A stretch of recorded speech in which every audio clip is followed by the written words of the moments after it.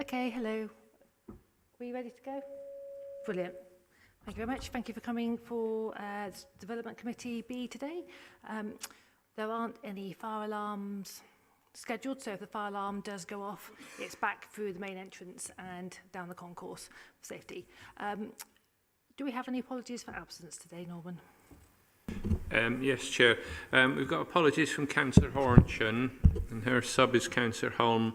Also, Councillor Brown will be late, and it looks so Councillor Windows will be late as well. Okay, fabulous. Thank you very much. Do we have any declarations of interest for today's agenda? Oh, can you put your mic on, please? The Belclose garage is in my ward, but I feel able to discuss it and be part of the decision. Okay, brilliant, thank you very much. Okay, item 4, minutes of the previous meeting. Are they agreed as correct? Any issues with that? Nope, I will take that as read. Okay, great. Okay, I've got on my agenda here action sheet to follow. Do we have any actions on that? Thank you, Chair. Just say, Councillor Pauling, apologies, I haven't got back to you on that Albert Place one that you mentioned. I will contact you outside the meeting and we can work out details for that. Thank you. Fabulous, thank you very much. Okay, item 6, any appeals? Thank you, Chair. I was looking through these earlier. I don't think there's anything in particular to bring to your attention, aside from actually item 9. You'll recall earlier this year, I think it was, refusing permission a site at Land at Home Gardens, the site we visited as well ahead of that. So just to advise, we have received an appeal against that decision, and that's going to be the subject of an informal hearing. And once we get the date of that hearing, we'll publish it along in these papers, but we'll also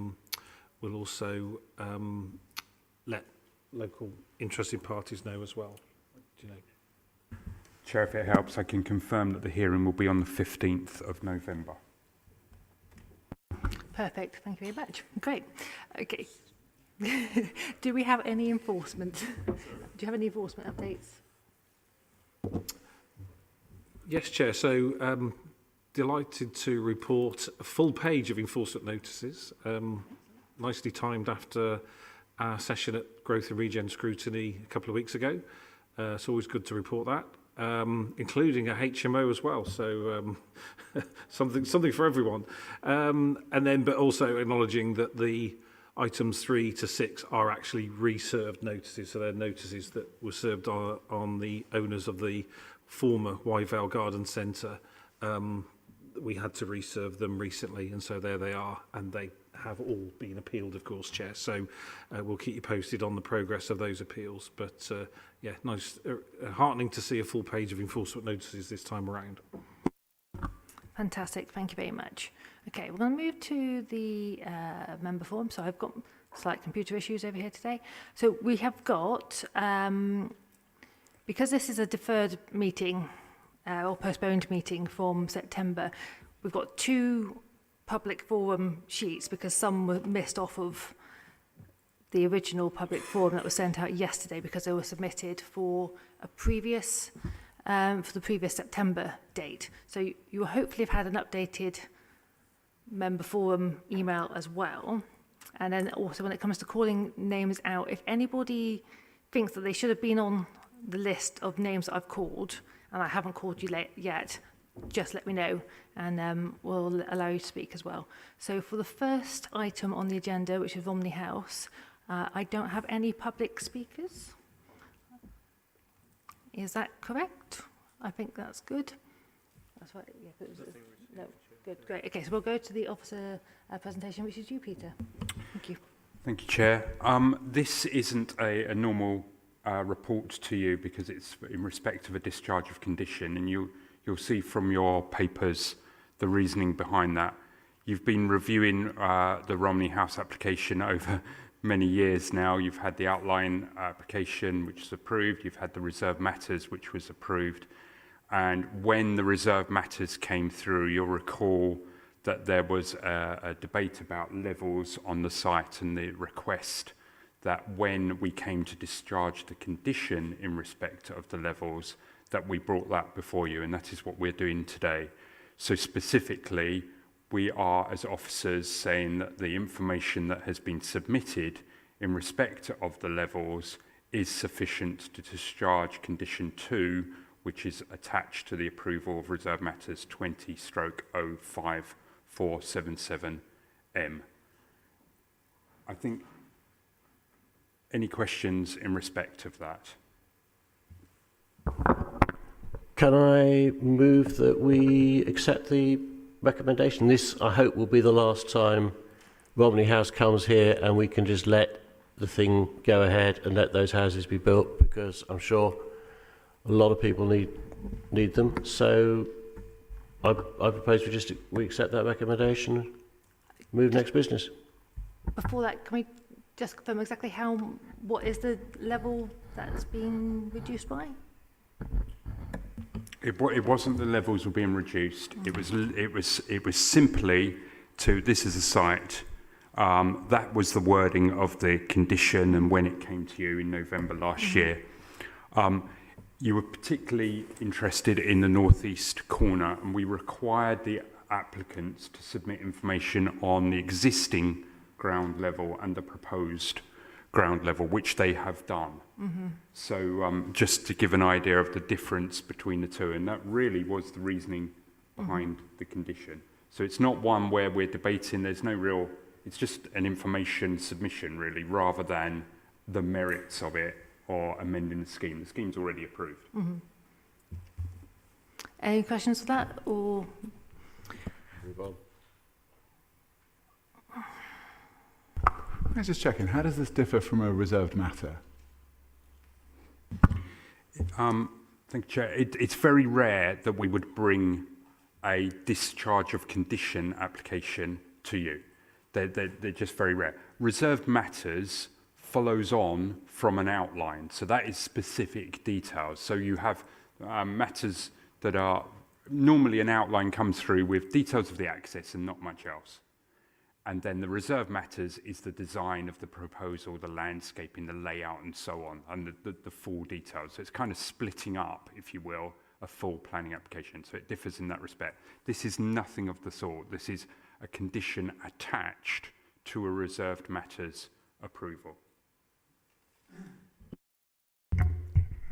So the condition now having been discharged, or sorry, the condition you're asking us to approve the discharge of, that's correct.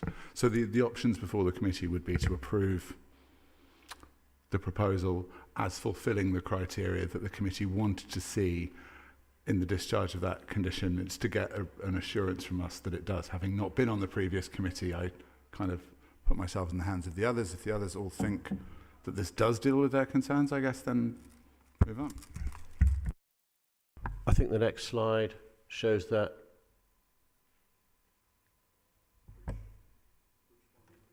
Final slide, slide 5. That one. Yeah, I've just included that to give you an idea of it's just a comparison, if you will, of the levels of the road. I never know what that road is called between that bus link, which between the new housing development and the end of Romney Avenue. I don't think it was ever named. Was it named? Should have been. Yeah. So, any questions, or are we happy to proceed? Okay, so Fabian made a motion to move to the vote. Do we have a seconder? Marley? Okay, great. So Marley second. All those in favour? Just do a show of hands for this, I think. I think it's quite clear.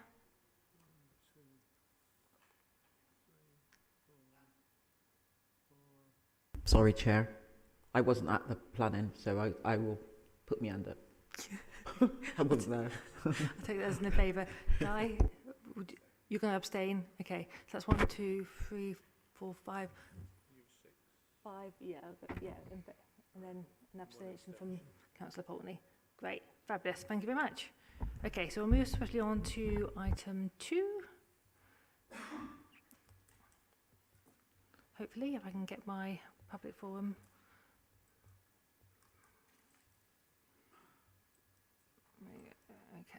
Okay, so item number 2, which is the Dovercourt Road application. The first speaker I have is Richard Dinham, please. If you can come up to the mic, you've got 1 minute to speak. We have a traffic light system, so it'll go green with the full minute, and then it goes amber when you get to 30 seconds, and then red when your minute's up, and I'll start waving for you to finish up. This mic just here in the centre here. Thank you.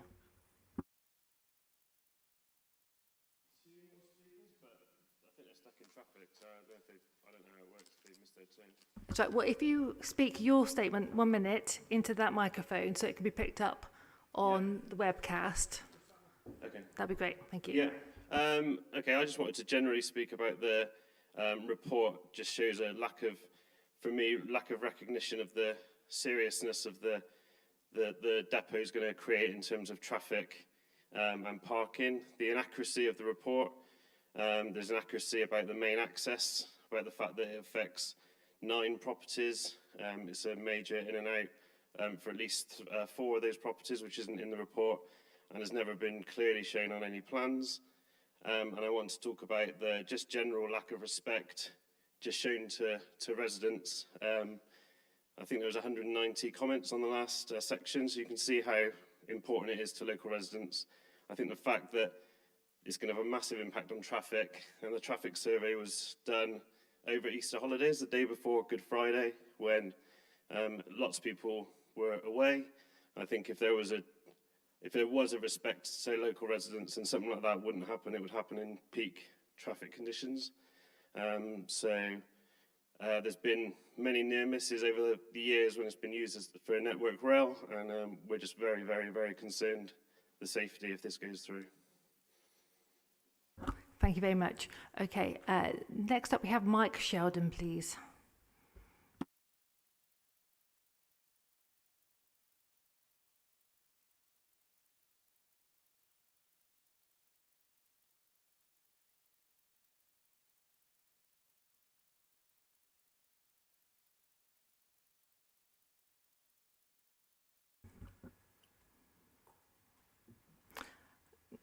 Sophie Coles, please.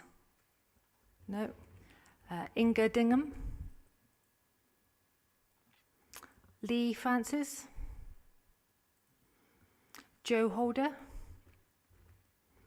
Jeremy Douche. Yep, okay, great, thank you.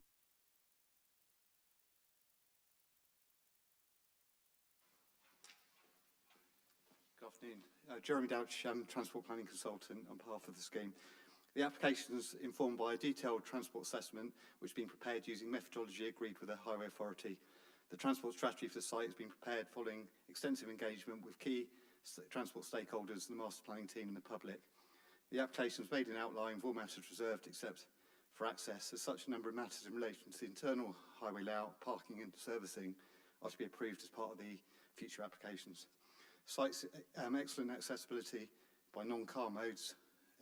Developments located in suitable walking, cycling distance to key local complementary land uses, including retail in Lockleys, Gainsborough Square, and retail leisure opportunities on Filton Avenue, Gloucester Road, etc. The applicant has committed to improving walking infrastructure on key design lines to local facilities, including new pedestrian crossing facilities on Dovercourt Road and improved crossings over connections to Dovercourt, including at Chedworth Road. Shared use Concord Way cycle route passes adjacent to the site and provides strategic walking and cycling routes to and from North Bristol and the city centre. Thank you very much. Can you wind up now? Okay, so yeah, local rail station and improvements likely for the new station as part of Metro West. We believe it's a very sustainable location, and we've done all the assessment as per guidance and agreed with the Highway Authority that shows that it's not a significant traffic impact. Great, thank you. Okay, Christina Maracu.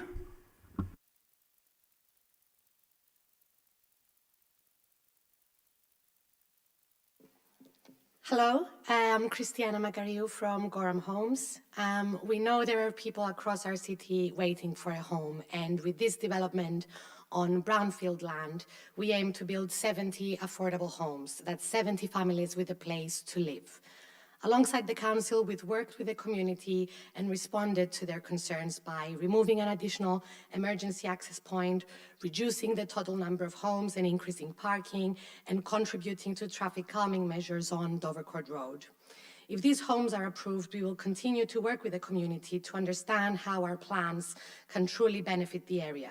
We're ambitious and we will increase the number of affordable homes from 30 to 50%, easing the housing crisis. We will deliver net zero carbon homes, reducing the cost of living and tackling the climate crisis. And we will enhance wildlife with high levels of biodiversity net gain, addressing the ecological crisis. So we hope you feel able to approve this application today, following the case officer's recommendation, so we can work with the community to create detailed plans and deliver much needed affordable homes in these tough economic times. Thank you very much. Thank you. Okay, next up we have Jez Sweetland, please. Thank you very much. As the committee is aware, Bristol is suffering under the pressure of insufficient affordable housing stock, which is affecting the poorest in our city the hardest. That human crisis and the real cost of that will only exacerbate as a result of the cost of living increases that we now face. We all recognise that we face hard decisions about how to serve this city with its real and competing pressure on land, and these planning decisions should not be made in isolation of the challenging realities that we face. If we decide as a city that we can't build on brownfield sites as this, where we are able to create mixed and balanced housing and communities to improve our biodiversity, to help address our chronic housing challenge, we do risk other unintended consequences for those in housing need about where, how, or what we do or don't build. In truth, there are no perfect housing sites left in Bristol. And in my view, this site is a great example of what can be achieved in managing wisely our competing challenges to deliver the optimum outcomes to best serve the city. As the project lead for Project 1000, the Mayor's commitment to deliver 1,000 affordable homes for 23-24 here at Bristol City Council, I am passionately committed to our task of increasing the number of affordable homes in the city. Okay, thank and you. wholeheartedly support this scheme. Thank you. Thank you very much. Adam Rabone.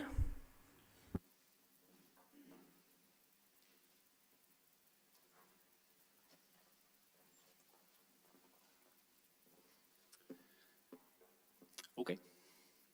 Hi, my name is Adam. I'm a town planner at Rapleys. A brownfield city site located directly adjacent to the Concord Way active travel corridor and within walking distance of bus and train connections. A development which takes advantage of an access road previously used by HGVs. There is even space to narrow the carriageway to improve the pedestrian environment. An alternative footpath approach is located to the east. Contaminated land would be remediated for 140 new market and affordable homes at a density concurrent with other approvals in Lochleys. All green open space is protected and existing green infrastructure is enhanced. A biodiversity net gain score which pushes past government requirements. This will be a scheme focused on energy and resource sustainability. Policy and proper town planning require us in the climate crisis to make absolutely the most efficient and effective use of our available brownfield sites. These are a scarce resource. Thank you very much. I appeal to members of the committee to trust your officers and to approve this application. Thank you. Fab, great. Thank you very much. And then we have Christina Grieg, please. No. Charlene Irvin. All right, okay, I'll get to the end of this and then I'll come back to you. Okay. So, Charlene Irvin. Yep, thanks.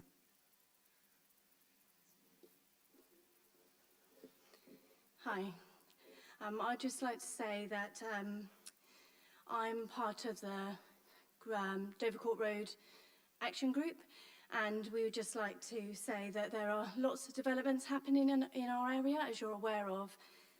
And that, sorry, I've been rushing, and that I'm not sure that all the environmental factors and everything has been factored in, especially thinking about the 35 developments that are happening and what will happen after this. And that's my biggest concern, is the infrastructure around that and the environmental factors and how we're kind of looking at the forecast beyond what we're seeing right now. And also the access is it's not suitable for the development on Dovercourt Road. Thank you. Thank you very much. Okay, Emily James. No, okay, in which case we'll come back to you, Mike Sheldon. Although,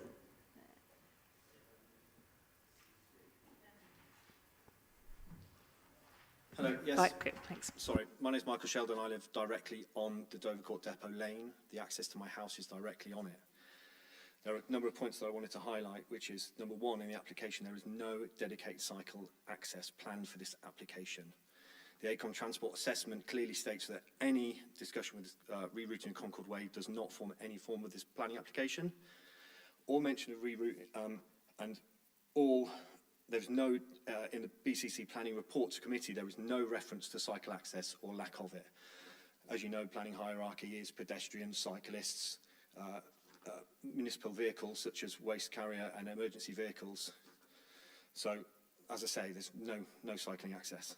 Secondly, the access is insufficient based on the width that you're narrowing it to 5.5 is already an issue. But most importantly, there's a number of houses that access, their sole point of access is directly at the gate and the entrance to the depot, which has been completely discounted. It's the sole point of access for these houses. One of the ladies is disabled and has a blue badge and would be parking directly on the depot road.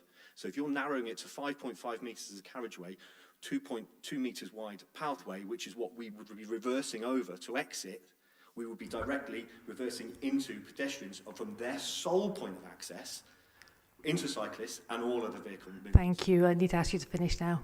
Right, thank you. Thank you very much. Okay, Susan Harris-Ford. No, okay. Councillor Heather Mack. Councillor David Wilcox. No, okay. All right, great. Oh, in which case, let's move on to the officer presentation, which hopefully everybody's been emailed earlier today. Thank you, Chair. So this is an application which is under consideration for outline planning permission with all matters reserved, except access for 140 dwellings. The site itself is located east of Dovercourt Road in the Lockleys ward in North East Bristol, and the Bristol to Cardiff railway line is located to the east of the site, just on the right-hand side of the red dot there. So the site currently is being used as a Bristol City depot, which is being primarily used by the Highways Department for storage, and has recently been used by the Parks Department, Bristol Water and Network Rail. However, they've vacated the site. The site currently comprises of a number of single-storey buildings, as well as porter cabins and storage sheds, which are all in relatively poor state of repair.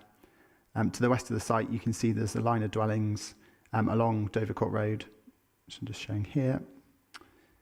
And then to the south of the site, there's the Featherbridge Way Industrial Estate, which is just to the south here. And to the west, there's the railway line. The main access to the site is via a short road which meets at a T-junction with Dovercourt Road, which I've just highlighted in red here. And the existing access road, which is shown on the image here, is gated at the end where the access to the depot currently is. And then at the bottom of this image here, or the far end of this image, there are the two accesses which provide access to garages to the rear of properties on Dovercourt Road, and then also sole access to some of the properties, which I will show on the next image here. So this image here just shows those properties which are accessed from the lane onto the site from Dovercourt Road.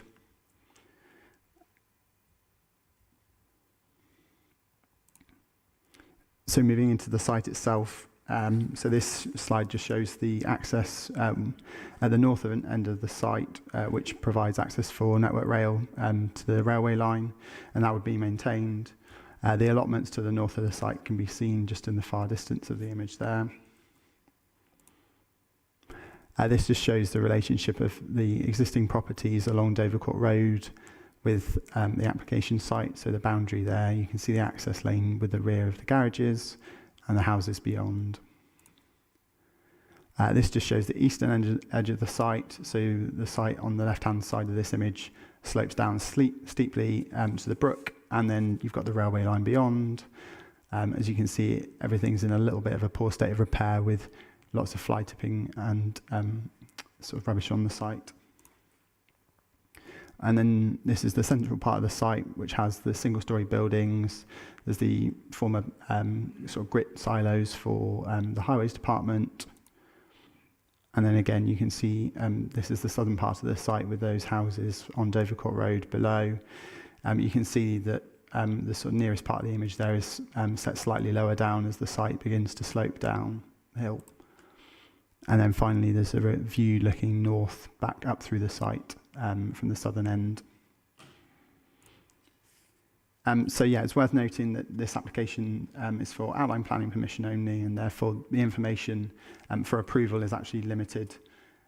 So the applicant submitted illustrative information as well, such as a master plan, tree ecology reports, sustainability information, to identify that in principle policy requirements can be met.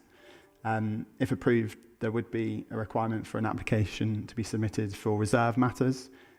So that would provide full details of the appearance of those buildings approved, the layout, the scale and landscaping. An updated suite of application documents would need to be submitted as part of those reserve matters. In terms of those key elements that are for approval, being sought for approval today, so we've got 3 plans which I'll just cover on the next few slides here. So these cover site structure, access and movement, and maximum building height parameters. So this one just shows the structure of the site. So the development would occur in the yellow blocks which are identified on this plan. The areas of green would be for green infrastructure, flood mitigation and biodiversity enhancements, and the areas in blue represent the main structures of the roads within the site. However, as layout is a reserve matter, the structure of how these roads may actually change within that subsequent approval.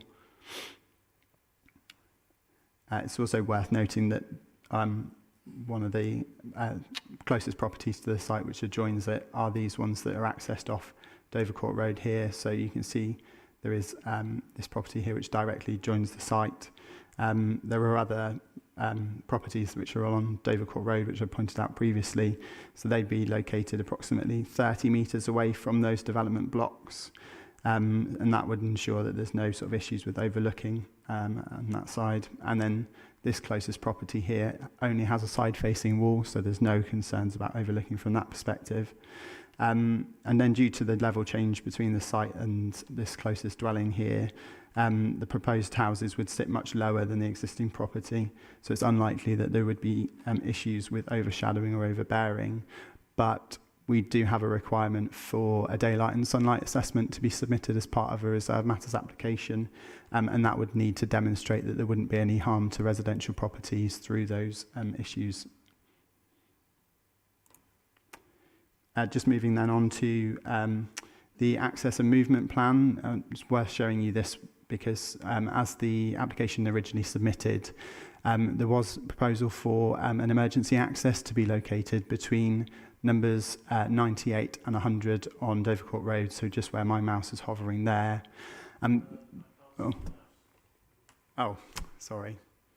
There you go. Get the right screen up. So yeah, just between these 2 properties here. That was removed following consultation with both residents and their concerns about impact on their access to their garages, and then also having undertaken consultation with Avon Fire and Rescue Service. Their response was that the access would be more than sufficient to provide vehicle fire tender access during the during an emergency. So it's an 8-metre wide access with a 5.5-metre wide carriageway, which they were more than happy with, and said that it was actually representative of a number of other developments throughout the city. And then finally, in terms of the plans for approval, we've got the building heights plan. So you can see the sort of main principles for heights here. So we've got the lower, smaller scale properties proposed to be located closest to Dovercourt Road. So these are all at a maximum of 2 stories in height. Then as the site slopes away down towards the east, we've got 3 stories and then 4-storey properties framing those junctions on the far western side of the site, eastern side of the site, sorry.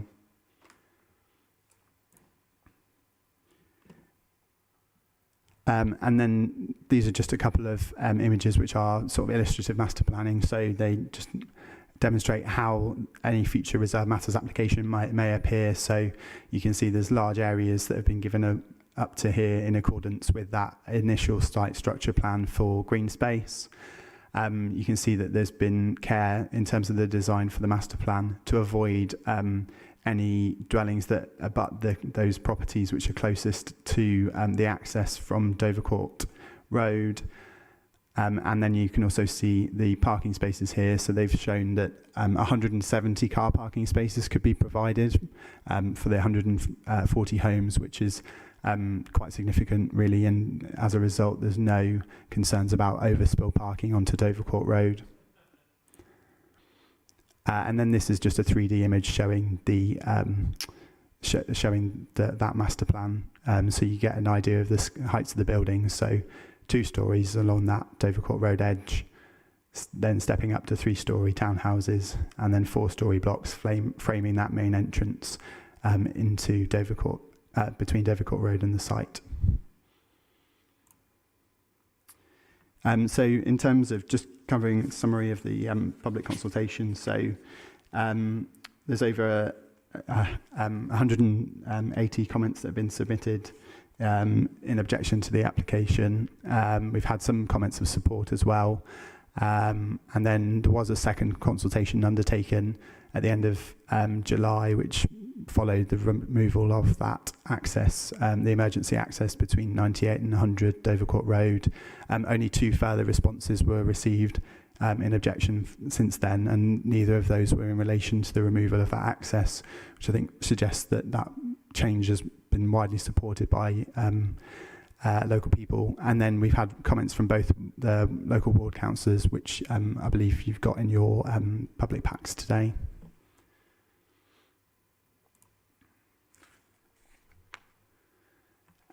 Just moving on to cover the principles of development then. So it's a former employment site and it's a designated PWA. However, the applicant has carried out marketing, and we've also consulted with our economic development team, and there's been no objection to the loss of employment on site. I think concerns were raised about its location and its suitability for heavy goods vehicles being used and travelling sort of through residential streets, and it was considered that it was much more suitable for a residential use given its location and its sustainable position within Bristol. And then obviously the principle of residential use is supported in accordance with policies BCS 3, 5 and 20. I won't dwell on this too much because I think I've covered most of the points already within this slide, but it is worth noting that there are a number of highway improvements that are proposed as part of the application. So that includes resurfacing that access, which bringing that up to sort of standards. It is wide enough and it meets the standards set out in Manual for Streets, which is the Department for Transport's national guidance on access, so it meets those requirements. And then also there's proposals for a package of highway improvements on Dovercourt Road itself to address some of the concerns that have been raised by residents. So that includes installing pedestrian crossing facilities and speed reduction measures. The full detail of those, given that we're at outline stage, hasn't been secured yet, so that's why we've got a planning condition, or sorry, 2 planning conditions to cover that. So we would see those at a later date, so that's conditions 4 and 5 in the committee report. And then finally, just to touch on, I think there's been a number of public forum statements that make reference to access via Petherbridge Way.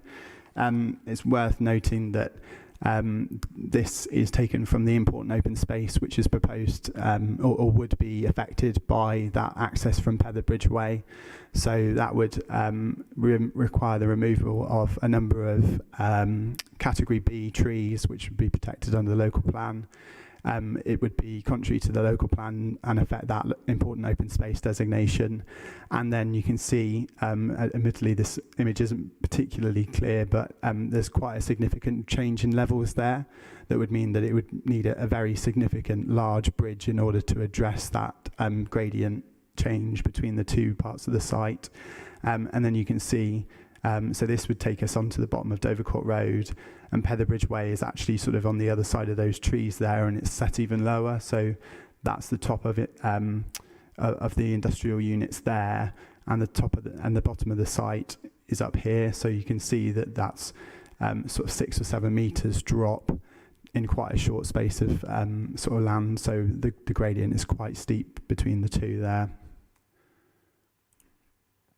And then finally, just to summarise some of the other key issues. So it's proposed that it would be a 12% gain in biodiversity.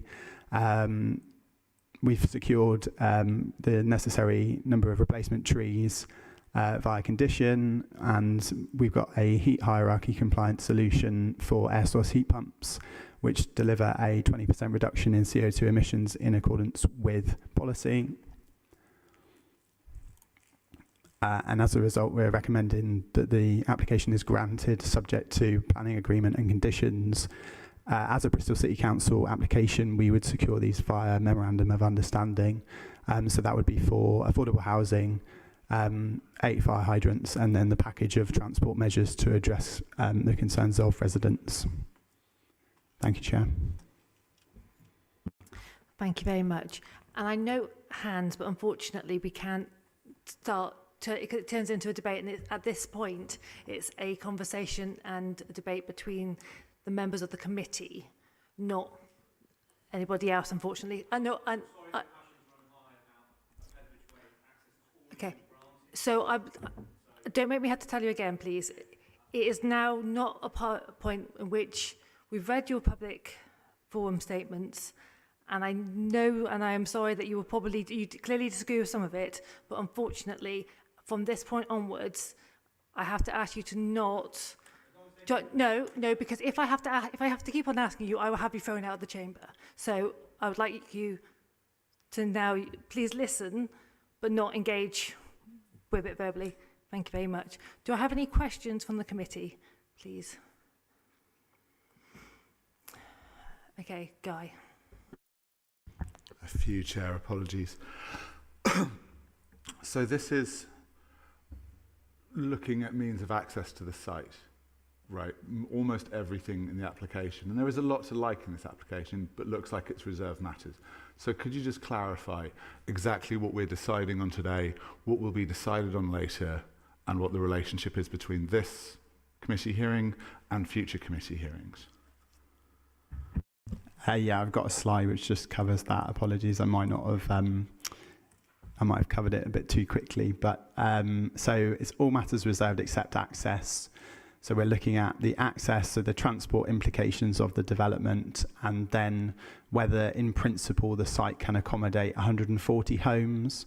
So there is, as a result, sort of some grey area within that. So if we don't think for a particular reason the site can accommodate that level of housing on the site, then that is something that we potentially could consider. But in terms of those images of the illustrative master plan, for example, we can't consider that at this stage. And then there's the in the supporting documents that I've attached, that site structure plan, the access movement plan, and those building heights, they are all for approval as part of the pack. So any reserve matters application would need to be in general accordance with those plans. Chair, I can add as well. So Councillor Pulteney mentioned reserve matters, just to explain to everyone what that is.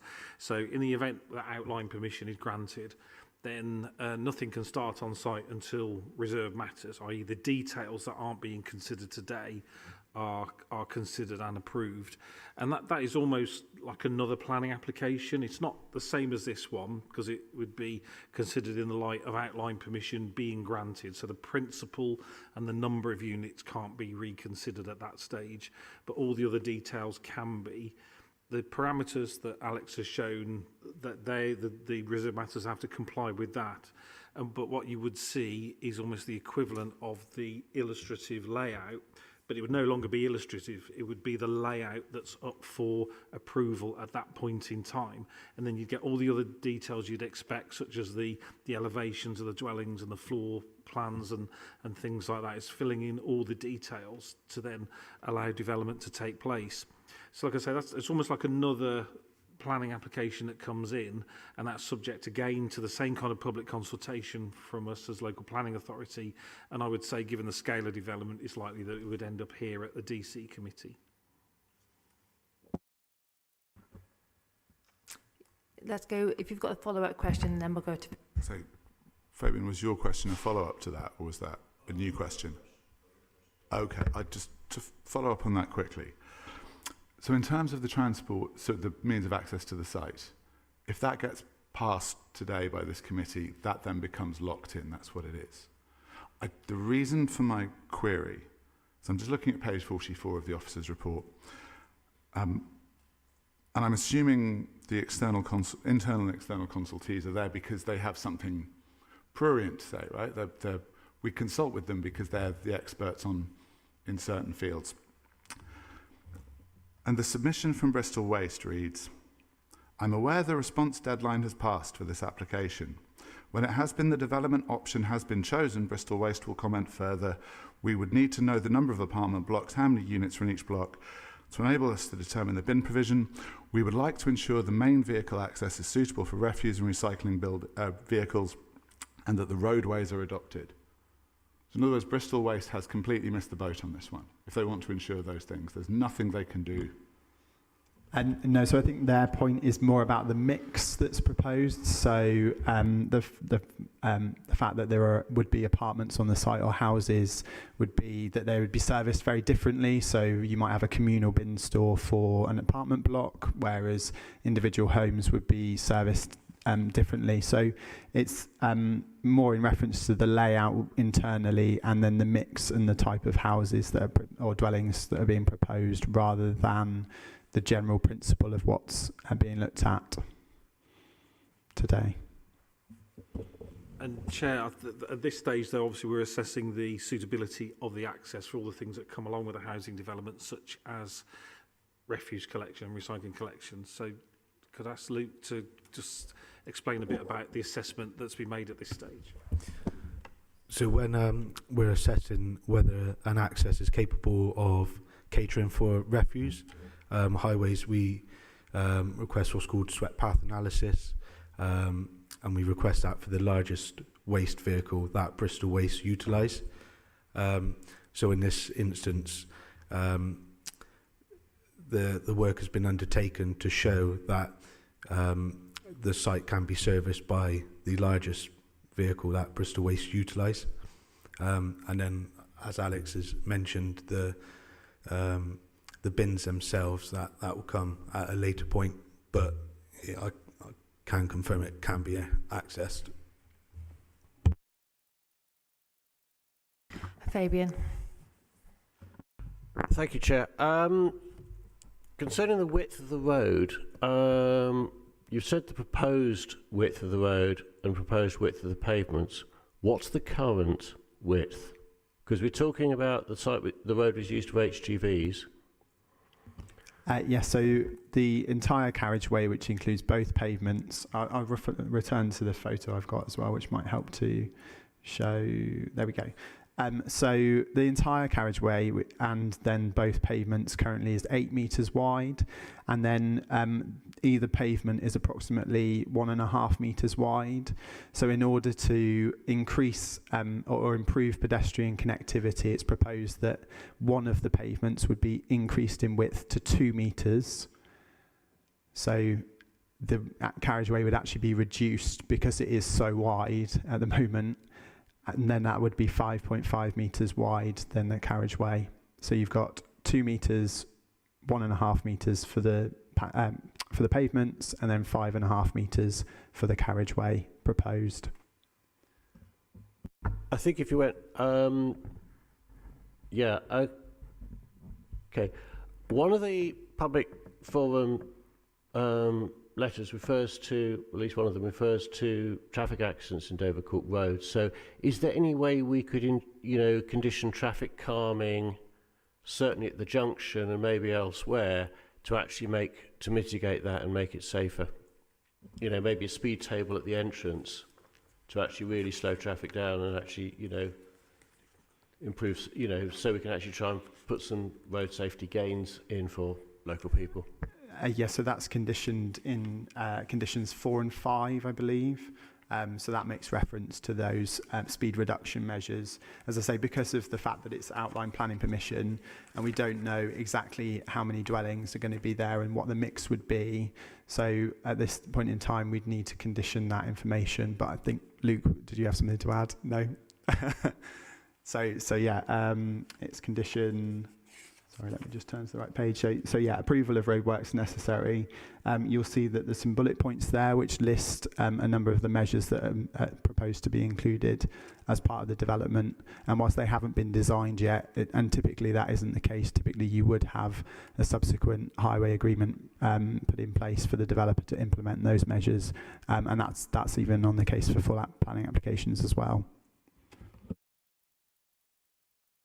So if we do grant permission, if the development goes ahead, we get the reserved matters in, then the traffic calming would be part of that reserved matters, so we'd actually be able to see what was being proposed.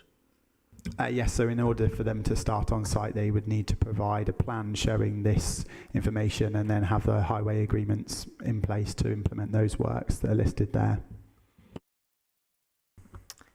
Any other questions? Philippa? Oh, can you put your mic on, please? Sorry, just two questions. The first one is on page 47. It says providing a 2.4 metre by 24 metre vehicular visibility display. I just wondered what that means, please. I might defer to Luke as the highway officer. So Manual for Street sets out the sort of visibility displays needed for different access points, and that's based on the speed of the sort of main road and the sort of geometry of the junction. So those 24 metres, as you're looking, imagine you're at a T-junction and you're looking left and right to emerge. You need to be able to see 24 metres to be able to emerge safely onto the main road. And yeah, that's set out in sort of national standards. Okay, thank you. And then my other question was just about the width of the road. So the road, the actual carriageway that cars and bikes could go on, would be 5.5 metres, is that correct? Yeah, that's correct. So it's proposed to be reduced from 6 metres wide to 5.5 metres. Okay. And then how does that compare to the sort of width of a typical road into that kind of estate elsewhere? I think the feedback that we got from Avon Fire was that they felt that there were a number of developments that were served by smaller accesses than this, albeit perhaps slightly smaller developments than this. But Luke, I don't know whether you've got any facts about sort of standard highway widths at all. So 5.5 metres is set out again within Manual for Streets, and that's set as the sort of minimum width needed to allow 2 vehicles to pass. So that's where the 5.5 metres comes from. You wouldn't really want to go any narrower than that, and compared to the 6 metres, it was felt it's better to give that extra width to pedestrians while still maintaining the ability to allow 2 cars to pass.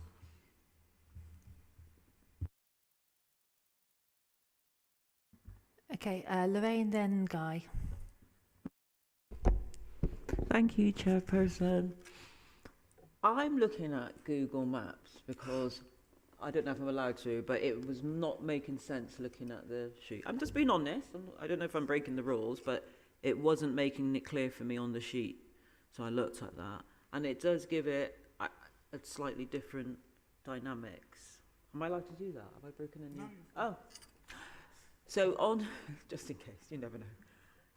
So on the actual Google map, if we believe what it is, it does paint a slightly different kind of scenario to the actual access, because if you come from, I don't know, my north, south, east and west, but me looking at it, if you're coming from this direction, it's very different from coming off of the main Muller Road, because I'm looking at it, access from, I'm just scrolling back so I can be clear, and then I'll ask me question.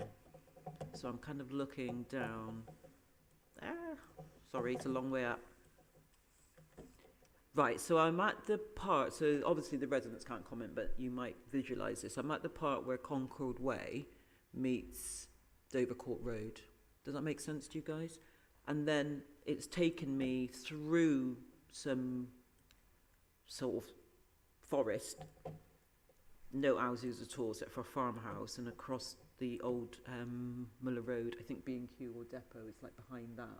It's really confusing. So I'm not really clear how you get to the site. Are you simply getting at it from the top end of Dovercourt Road?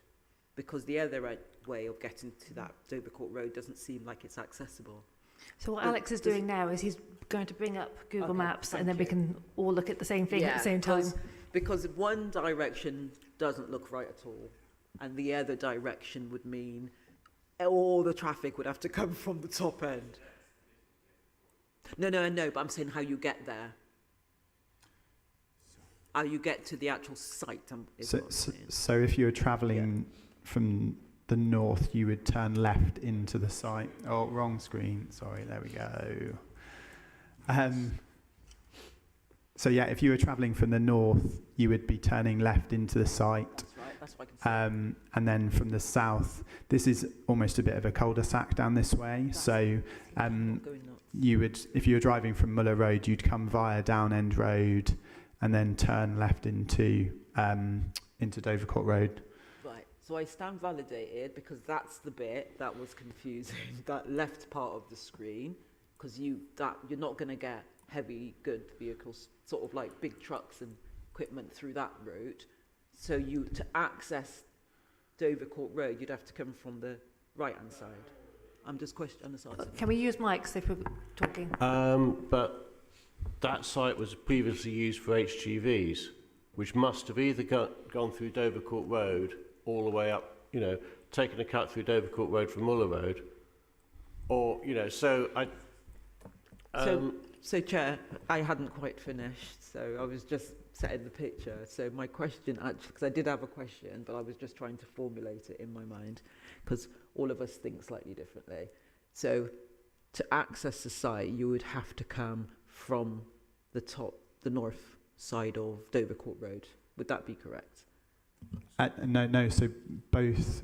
You would access it from both the north and the south. So there'd be, if you're accessing from the south, there'd be a right turn into the site, which would be the way you typically go from Muller Road, and then up north, you'd be turning left into the site, which obviously leads then up to Constable Road and Lockleys Road up here, and then heading up towards Bonington Walk on that side of the to the north of the site. I'm just picturing it. I do know the area, but when you're trying to visualise it, sometimes it's a little bit complicated. Thank you very much. Thank you. And I'll just jump in with an extra question. I know there's some road changes on the other side of Muller Road. Is any of that impacting any of the routes on this side of Muller Road? I don't know, I'm afraid. I don't think that's been considered within the scope of this application, given the distance. I don't know, Luke, whether it was.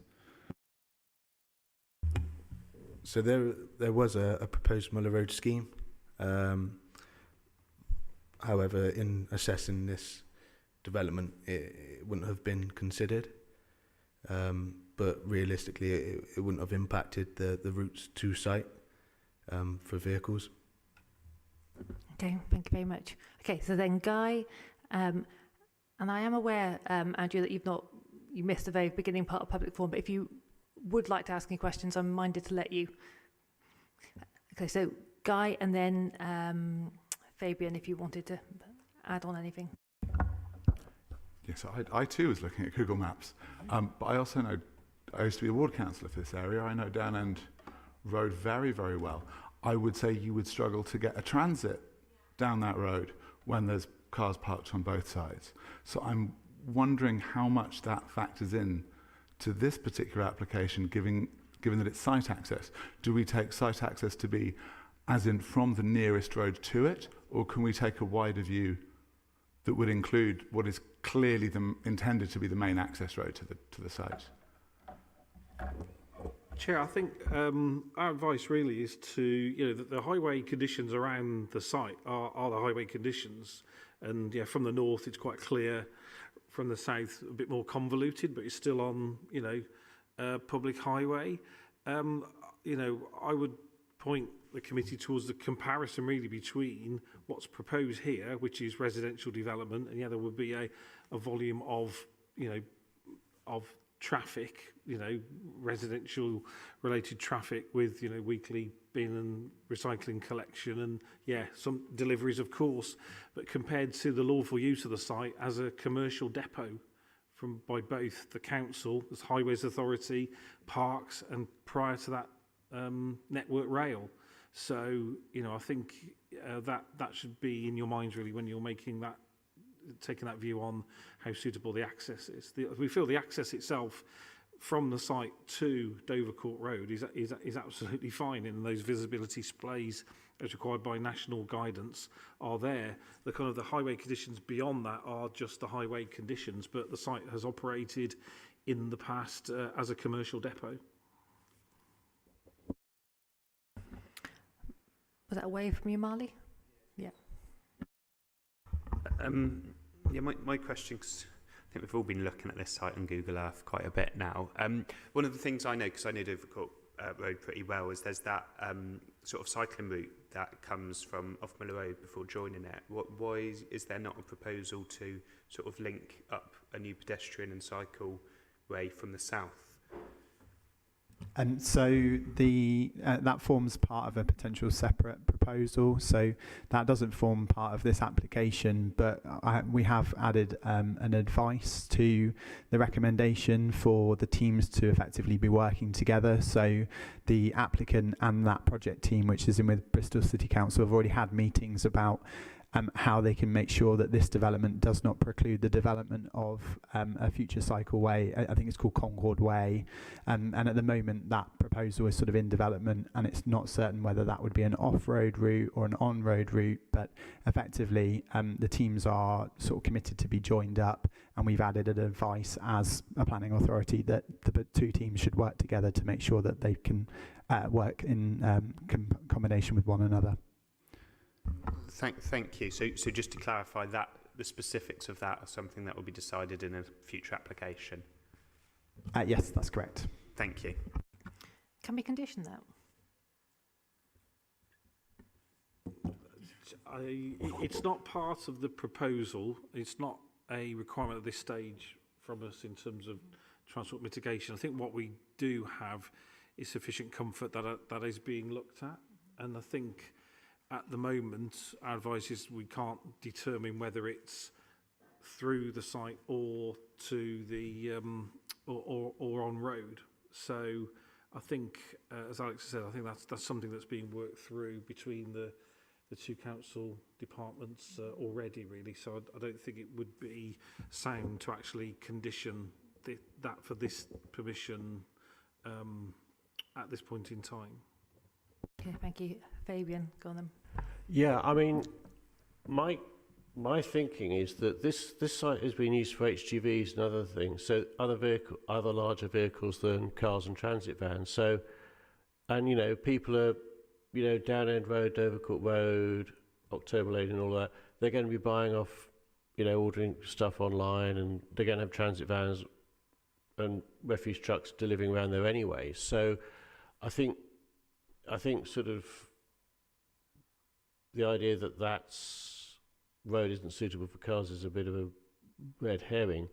I do, however, think that, certainly for the reserved matters, we should maybe give a clear steer that we want Concord Way to link into it. I mean, that sounds like more of a statement than a question, Fabian. Well, a bit of both, but I mean, can we sort of make that point? Because I just think it would make, it makes sense if we got to Concord Way so near to the site to connect the site when it goes to housing, connect the site over to that as well. Chair, I mean, at the reserve matter stage, I think we'll know more about whether the extension to Concord Way is going to be on road or through the site. But as I said before, really, I don't think it's correct to predetermine that at this stage. We'll know at the reserve matter stage, and that won't be an opportunity to actually say, oh, right, it must be provided in a certain way. But it's just something that, the committee considering those reserve matters would know about, and obviously could make representations to council departments and the cabinet member for transport, if it wasn't something they were happy with. But I just repeat, really, I think work is progressing on that. The actual option hasn't been selected or worked through yet, and therefore I don't think it's sound to actually formally require that as part of this application. I too know the area very well, being from Filston Avenue. I know it's quite a hill coming down Dovercourt Road as well. So it would be quite... I've got concerns around of how, like, if you were a cyclist, cycling down there or trying to cycle up it, because it is such a hill, with an added amount of car traffic. Do we have anything about that the amount of HGVs that used the site previously in comparison to how many cars would be moving on? Because I feel that could be quite a bit of useful information if we're sort of balancing up. It used to have a lot of HGVs and now it's going to have some cars. That would be useful information. And then maybe we'll move to debate. Yeah, sorry, I'm just going to have a quick flick through the highway comments. If you could maybe just give me one moment, I'll see whether it refers to the vehicle numbers. Okay, does anybody have one last filler question? Go on, Andrew, and then Guy. Well, thanks for your indulgence, Chair, because I wasn't expecting, I came in and expected to have to set this one out. I was going to ask about, from the photos, it looks like the current entrance road has double yellows on each side. Is that the case? And if so, is that anticipated to still be the case when this development happens? Yes, so there'll be parking restrictions on that access. So, I think there are a couple of cars parked illegally on the photo that I had at the moment, but obviously we'd seek to enforce that with double yellows on either side of the access. So, so I assume people are using it because it's a derelict site with security, dead end with security gates. So, with regards to the access to, there's a little back lane. Again, I'm looking at Google too. There's a little back lane that appears to give access to parking for some of the houses in the vicinity. So that will, presumably that will just be a junction onto the new access road. Sorry, was that directly onto the access to and from the site from Dovercourt Road, or do you mean not the former emergency access? Sorry. Just no, I mean, so from the proposed on the proposed access road. So there's a little here. Yes, exactly there. Sorry, so that would just be a typical access used. Obviously, there are only a sort of handful of properties that use the access, so it's not going to be very frequently trafficked. And that would just be a sort of operating as a normal access onto the Dovercourt Road access into the site.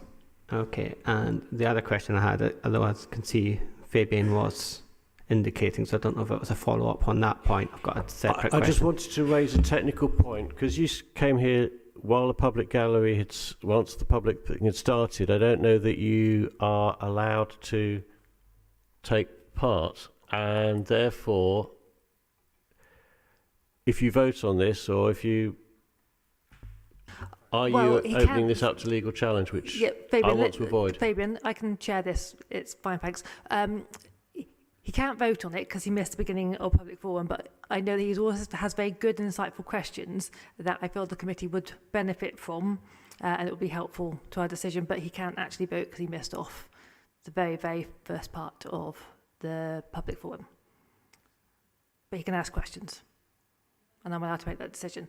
Okay, so after it was Guy, and then Fabian had his hand up, and then Lorraine, and then we will... That was it. Okay. In which case, Guy, then Lorraine, and then we'll move to a debate. So some quick fire questions then. It was suggested in the public forum and by one of the speakers earlier that planning consent had previously been granted for Pethbridge Way. Is that correct? There was previously access to this site in that space? There was a previous consent on the site from 1988, so I'd suggest that sort of any highway design will have moved on significantly since then, which sort of in the like providing sort of correct gradients in accordance with manual for streets and things like that. It's a very sort of significantly different sort of approach now, and also we would place more weight on things like the retention of trees, the contamination of the site, the impact on biodiversity than we would have done in 1988 as well.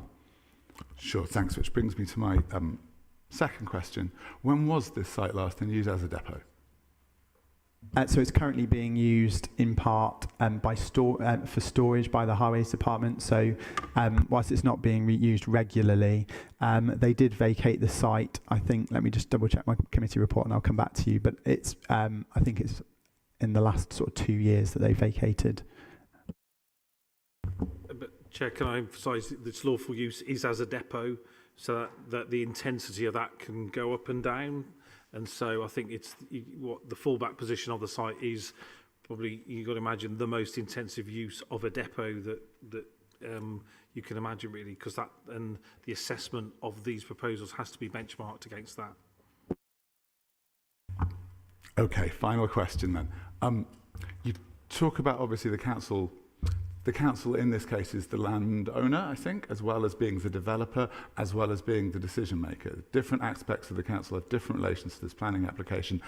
I'm wondering how that MOU works. You know, for developers in breach or reneges on something they agree to, we take them to court or we enforce against them. What happens when it's the council? How much weight can that MOU really have? So, Chair, I mean, MOUs are used extensively, have done for years, because it's the only way that we can secure contributions and other obligations from another part of the council, because we can't enter into a legal agreement with ourselves. I think if any of those was to be defaulted, it'd be raised with the relevant cabinet member and also with the monitoring officer, because it would be a quasi-legal obligation that wouldn't be met. So that'd be something that's the way that it would be raised, really. That could be fun. Lorraine, final question to you. Can you put your mic on, please? Sorry, Chair. Page 38, it's just in reference to the replanting of the trees. So its third paragraph says, I roughly counted, this is from, I roughly counted the proposed planting in the design and access statement, which shows approximately 110 trees planted on site, and it says something like leaving a shortfall of 49 trees. So is that saying that what you're proposing is not enough trees to sort of mitigate the ones that will possibly go? So that's in reference to the illustrative master plan, so that isn't for approval at the moment. So unfortunately, this is where we're trying to sort of capture things in policy at this stage, which aren't necessarily for approval outlined. So landscaping will be a reserved matter. The way we've captured this is by attaching a condition. So the applicant will need to update their arboricultural impact assessment at reserved matter stage. That will redo all the calculations and work out how many trees are lost and how many trees need to be replaced. And what we've done is we've conditioned the minimum number of trees that need to be replaced based on the current scheme. So I'll just refer to my conditions list, but there's an exact number within that condition. And then if they're unable to provide those trees on site, there would need to be an alteration to that condition which would allow us to secure the financial contribution for off-site replacements. But the intention is at the moment to provide all of the trees that are lost on site if possible. So just to follow up, so the trees that are being removed, are any of those trees protected? And you're going to have, I don't think I would be happy if the same amount of trees that are gone are not replaced, because that's the way I think. So are there any trees that shouldn't be removed? So none of them are subject to tree protection orders, which is the sort of formal protections placed on them. However, we do have the Bristol Tree Replacement Standard in policy DM17, so that places protection on all category A, B and C trees. So because there are category B and C trees to be lost as part of this development, we're requiring a large number of replacements, so many more than would be lost. So I think there's around 34 trees to be lost, and we're looking at a replacement value of around 180 in the condition. So there'll be many, many more trees being provided than are being lost. Okay, thank you. Fab, thank you. But do you have any additional bits of question answers for us? Just around the traffic, so I know the applicant submitted what are called sort of tricks calculations as part of that. I don't have the exact figures, I'm afraid, but I do know that there's a reference in the report, or the comments, sorry, from Transport Development Management saying that that was all agreed.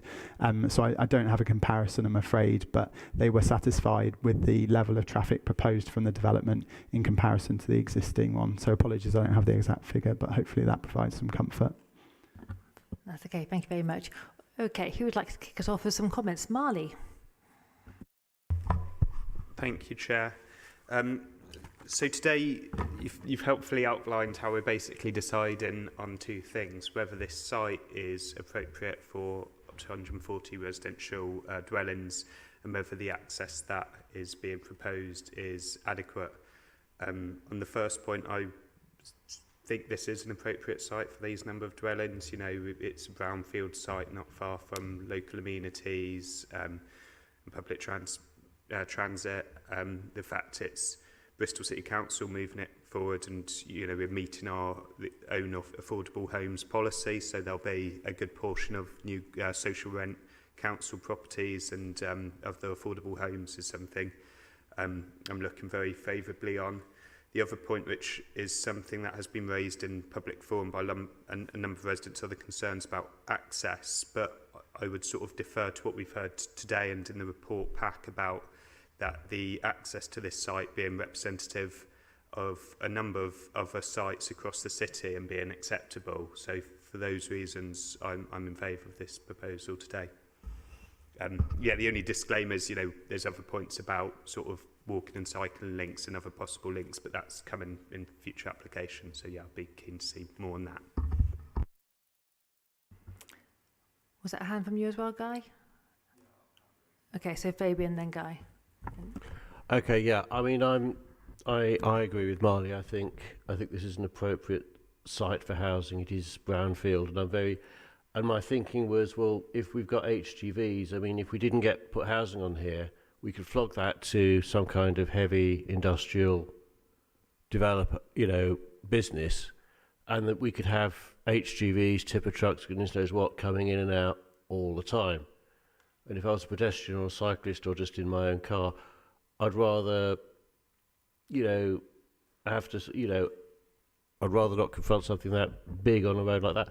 I think we will, you know, I do want to see, you know, so I'm going to support this, but I do want to see, when the reserve matters come in, adequate traffic calming in Dovercourt Road.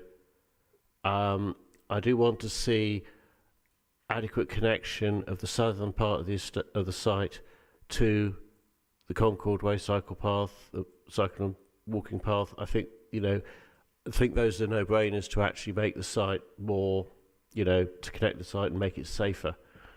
But yeah, loads of developments are accessed by much narrower lanes than that, narrower roads than that, and it isn't perfect, but nothing is. We are repurposing a brownfield site, and we just have to try and do the best we can with what we've actually got. And, you know, with all brownfield sites, that's going to be the case. So are we supporting this? Thank you. And it will be coming back to other bits of this application come back to be in the future? Reserved matters, it would absolutely make sense that they came back to the same committee, yes. Yeah, good. So we'll get to look at it as it develops. It's exciting. Guy. Thank you, Chair. As I said, there's a there's a huge amount to like here. There's the provision of really vital, affordable housing, and at the point that wasn't raised by the developers or any of the speakers in favour that surprised me a little bit was just how much Lockleys needs density. Density is something we talk about an awful lot on the committee and on the council, but an actual number of chimney pots in Lockleys to make shops, commercial activity, more stuff moving to the area, more viable to improve the quality of life of residents. I can see a huge amount to like here. But as I was listening to all of the people sing the praises of the scheme and why we should vote for it, I couldn't help but think over and over again, that's a maybe. That's a maybe. Over and over again. Social housing is a maybe. The environmental standards are a maybe. Everything positive that we've heard today about this scheme is a maybe, and all because it's reserved matters. It'll all come back. Now, I have real concerns about access to this site around the main, not the road that's part of the development, but actually knowing Dovercourt Road, knowing Downend Road, and knowing how far up Lockleys Road is to the north, actually what a sudden increase in volume of traffic, not to mention construction traffic, along that road will do. And it genuinely worries me a bit that we could be saying yes, in general principle, to that number of houses on that site with this particular choice of access without knowing actually what the form is going to be, what the density is going to be, what the massing is going to be. We have an outline master plan. But if what has been suggested in public forum is correct, if viability is on such a knife edge with this scheme that they can't stretch to the alternative access that the residents around the site clearly want, then what happens when that viability test starts to bite? What's the first thing that gets sacrificed? What's the second thing? Is it the affordable? Is it the social? What drops off as that financial case becomes problematic? Lockleys as a neighbourhood has a history of being where the council sticks things it wants to get done. When the council needed to put in gas silos, it got stuck in Lockleys.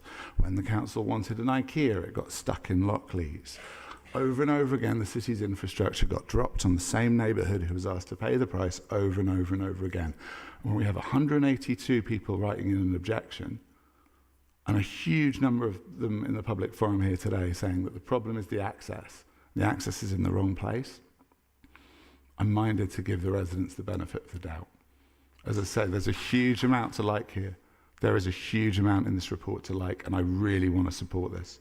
I really do. But based on what we're deciding today and based on what I'm seeing here today, I don't think I can. Thank you. I know Gary wanted to come in on something as a response, and then I'll take your... Yeah, apologies, Chair. I don't like coming in at this stage of the debate, but there's just, I think, a correction I just need to clarify with committee, because Councillor Pulteney referred to the maybes, and yes, there are maybes. That's the nature of an outline application, but I just wanted to emphasise there are two that are absolutely nailed down as part of the outline application. Most importantly, the affordable housing. There has to be 30% affordable housing as part of this development if this permission is to be built out. If for whatever reason the applicants come in and want to water that down, that's a whole new planning application. So the 30% is nailed down. Also, in terms of the sustainability credentials, Condition 21 ties the development to the submitted energy statement, which relies upon air source heat pumps. So again, if for whatever reason the applicants wanted to come back and with something different, that's a new application that would require consideration. So I just wanted to clarify those 2 points, Chair. Thank you very much. I'm sure that's helpful. I'll take Philippa's hand and then I'll let you come back if you wanted to revise or anything.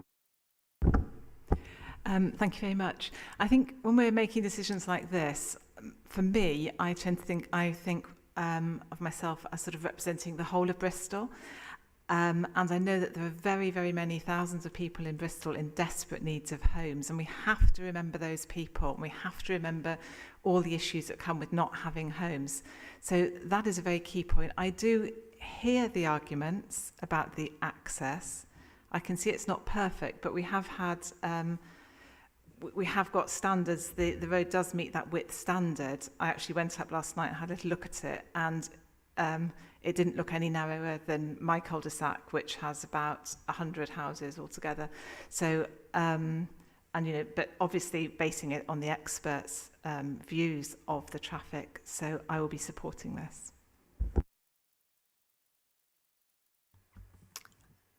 Did you want to add anything, Guy, or would anybody else like to say something?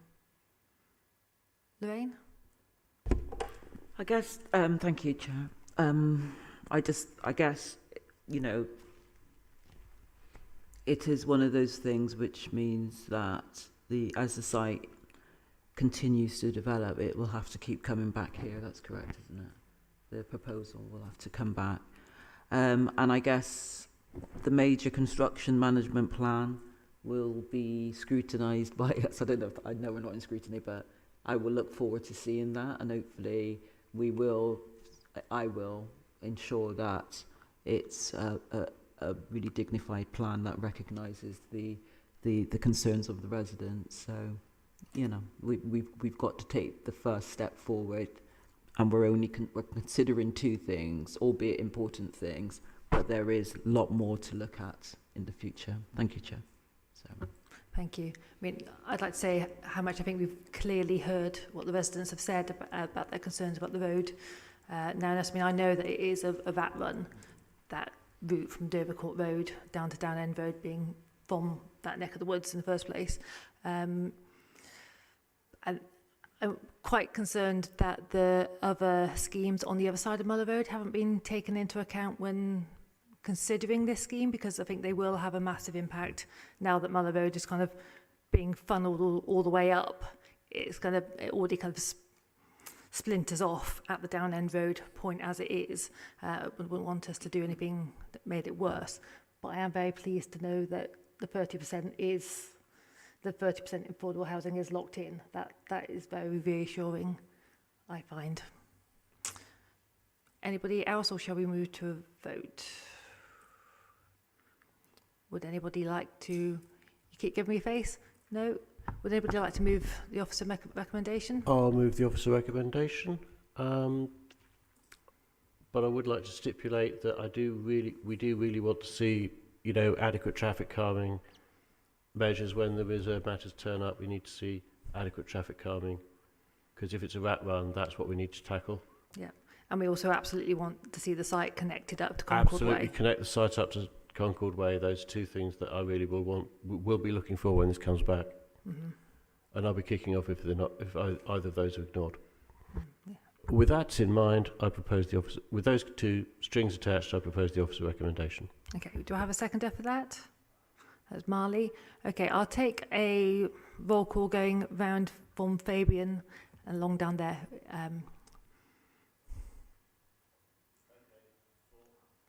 With your mic. 4. 4. 4. 4. 4, sorry. Against. 4. And a 4 from me. Thank you very much. So that has passed.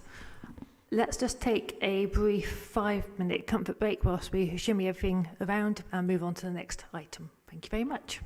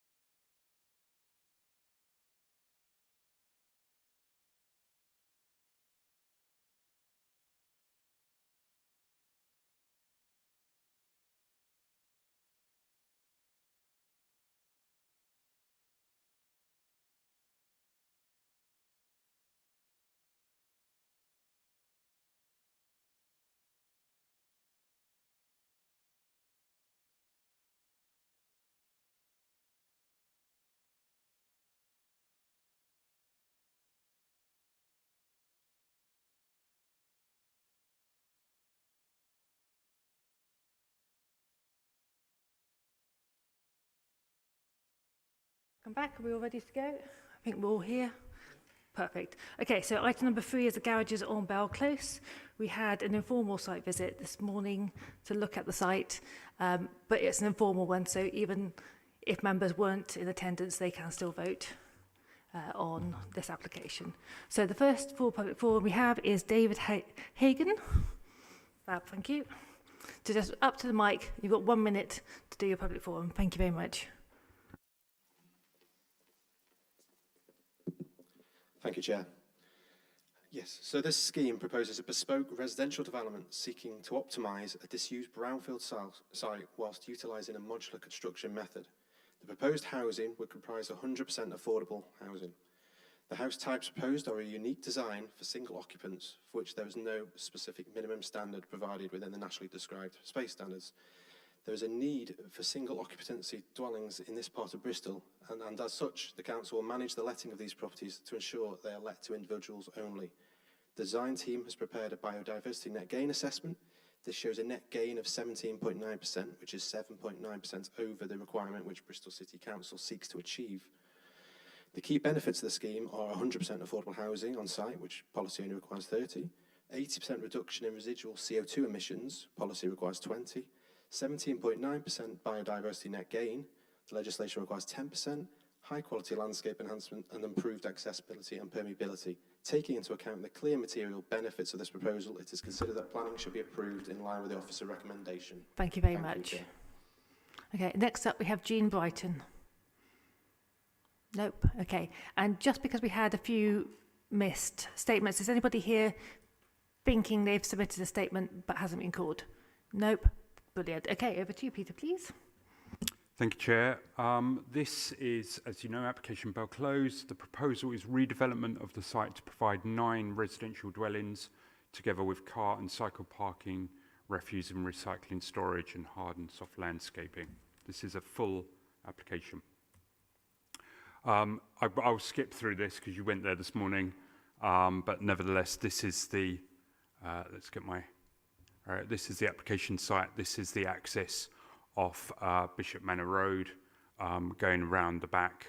It's called Bell Close because Bell Close is there. Can you see, is that okay? Can you see, we need to kind of work out arrows to make them a bit more visible, but hope you can see that. And there's an aerial photo, sorry, not the best aerial photo, but nevertheless, that's an aerial photo of the site. And this is a scheme, so it's to utilise an area of effectively wasteland behind these residential homes on Bishop Manor Road, as has been described in the public forum and within the papers. We did receive 6 objections to this application, raising following issues which we believe as officers, and it's our recommendation, have all been overcome. Overlooking gardens, light pollution from new street lamps, safety of pedestrian movement along the lane, and proximity of refuse store next to neighbouring properties. We think that the amenity both of existing surrounding residents and future residents is not undermined by this application proposal. And to give you an idea of what is coming forward here, this has been considered for over a long period of time. The design is, as has been described in your papers. This is to give you an idea of the design of the houses as proposed. I'll skip through these. That's a good one to give you an idea of how the lane will look once these 9 houses are in place. This is a photograph showing the access, but you were there this morning, so that just gives you a reminder and a reference point for that. Existing dwellings on Bell Close give you an idea, and then views within the site itself facing north, and views from east towards the rear of the dwelling at 11 Rudhall Grove, and illustrating the changing levels there. View from Bishop Manor Road, and view from the site facing northwest towards the side of the existing dwelling at 5 Bell Close.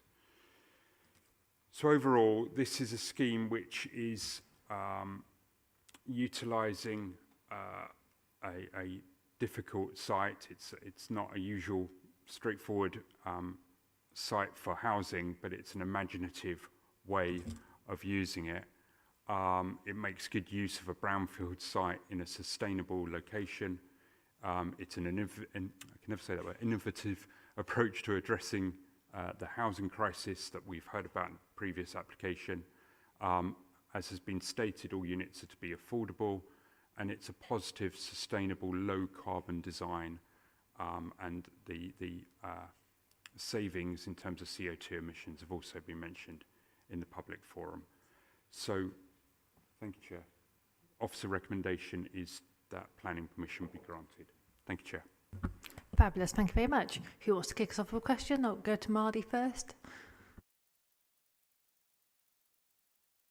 Thank you, Chair. Only real question I have is about the sort of sunlight that you're going to get into these properties, because I was looking at the plans for the units themselves, and as far as I can tell, it seems like there's only top floor windows on the northern side, and then on the lower level there's some windows near the front door. Is that right? Is that not considered an issue simply because of the size of these properties, or no? I'd just be interested to hear more on that. We don't have, generally, the overarching comment is that we do not have concerns about the future amenity of residents living in these properties. Mm-hmm. They are a different approach to doing house. It's not a traditional looking house in that respect. I'm just going to scan through to see whether anything has been said on sunlight and daylight in the papers before you.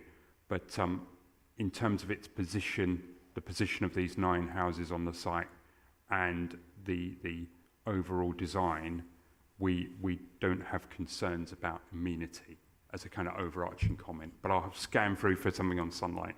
Thank you. And then Leslie. I was looking at the garage bases this morning, the depth of them. They didn't seem to be huge, but then I suppose for one person you don't need huge facilities. But how much further into the lane are they going to extend?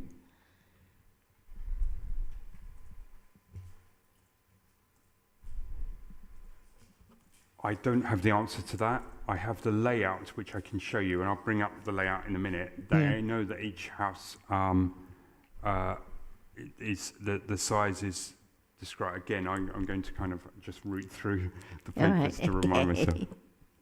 I believe that came up in the site visit this morning, and the officers that were with us indicated that it was roughly the same amount into the lane as where the garages are. I'm sure you can give us the actual answer, but that was the answer we were given this morning. Whilst you're looking for that information, can I ask a question about, so they're single person dwellings. Can you confirm what the space minimums are for single persons? And can you confirm that, I believe we're right in thinking that we can't condition that it's single occupancy? So it could, even though it's not enough for a 2-person occupancy, you could end up with 2 people living in there, or indeed a family.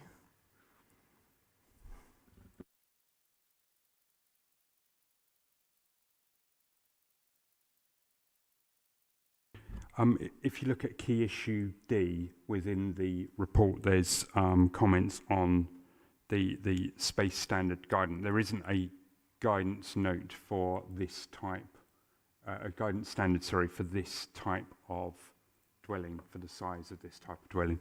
So it's not that we can we can't ensure who will be there. It's kind of outside planning. All we can do is ensure that for what is being proposed, it's like any dwelling. We can't control how many people will actually be in there and whether that will be enough space for them. But in terms of how we go about that. We then assess on the basis of what we've put forward for us, and is that an appropriate, do we think that that design is appropriate? And we do.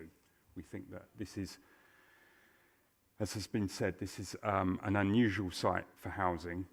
I think it was said earlier on other items that there aren't many good sites anymore, and that this is an imaginative way to bring forward this site, which otherwise would just lay dormant.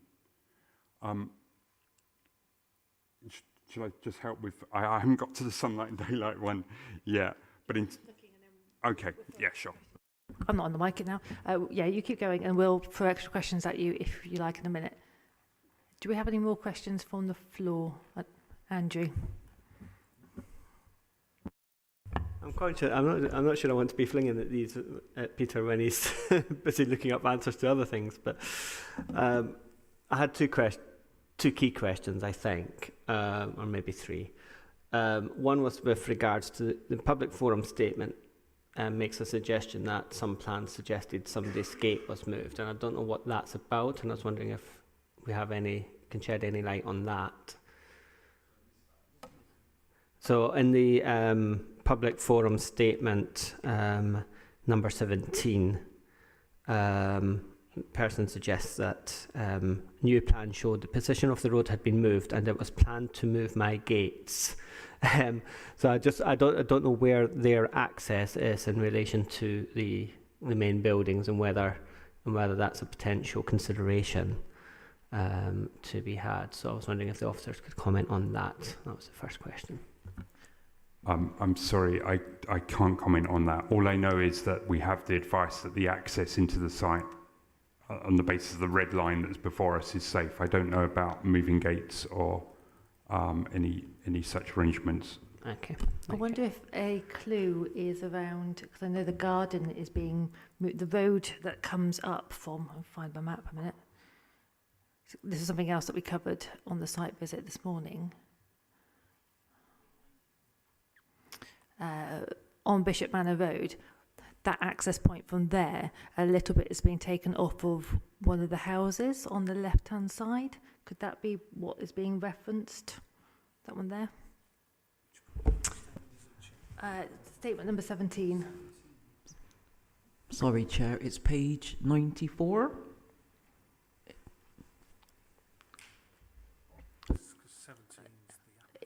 Yeah, is it, which statement, 94, is that on the public?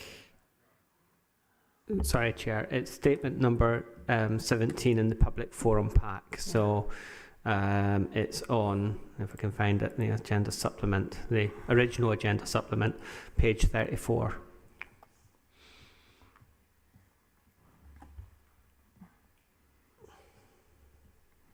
Sorry, Chair. 17 is from the applicant. No, I think it's not actually. Something's gone peculiar with our numbers. Okay. So yes. It's 17 on page 34, but it's 18 on the numbered list of people. Yes, it does appear there's been a duplication of number there.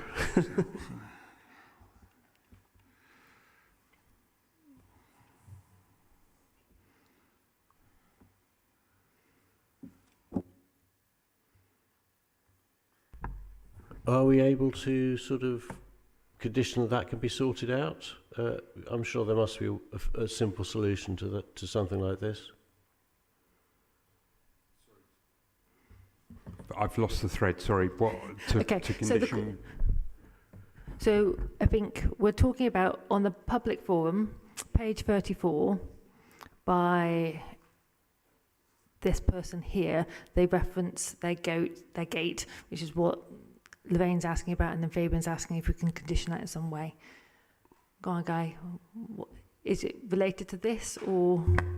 It is, I believe. So it's the public forum statement number 17 on page 34, listed as item 18 in the outline from Jean Brighton, and I believe it refers, I think, to an historic easement right of access to the site that is not within the purview of this committee. I think I'm correct. I'm going to look at a gentleman over there and see if he nods. Is that right? No, I can help there. That's resolved it. That's exactly it. Cool. And I'm getting messages as we speak, and the housing team informed me that they are in conversation with this person anyway. So that's in hand. The gate needs to be moved in order for the development to happen. It's the gate at the most southern part of the site, and they're in conversation. So that, I think, sorts that one out. Yeah, so it's the one with... It's outside the planning application, really. We can't... Yeah, so I think it's the house that was, for anybody who was at the site visit earlier today, at the end of the road, where we talked about a little bit of someone's garden going. It's that one. And just to clarify, that's because I had quite a discussion at the site visit about that property, because I thought if I was a homeowner and that was we were just going to take a chunk off the garden, I wouldn't be too happy. But apparently it's a council-owned house, and the occupier, the tenant, is quite happy for that because it reduces the amount of garden maintenance they'll have to do. Mm-hmm. So that's actually not going to be a problem. No, but it is something that it is being taken into account. Good, great. Guy? Quick question, probably. Just pertaining to the actual road that's going to be constructed and the adoption of it, or is it going to be adopted? My understanding from the site visit that it was going to be constructed to an adoptable standard, but wasn't going to be adopted, but would be managed under a management contract, if that's right. Now, that would work fine because these are all going to be council houses, unless, say, a significant number of the tenants, or just one of the tenants, were to exercise their right to buy, at which point, who's responsible for the upkeep of the road long term?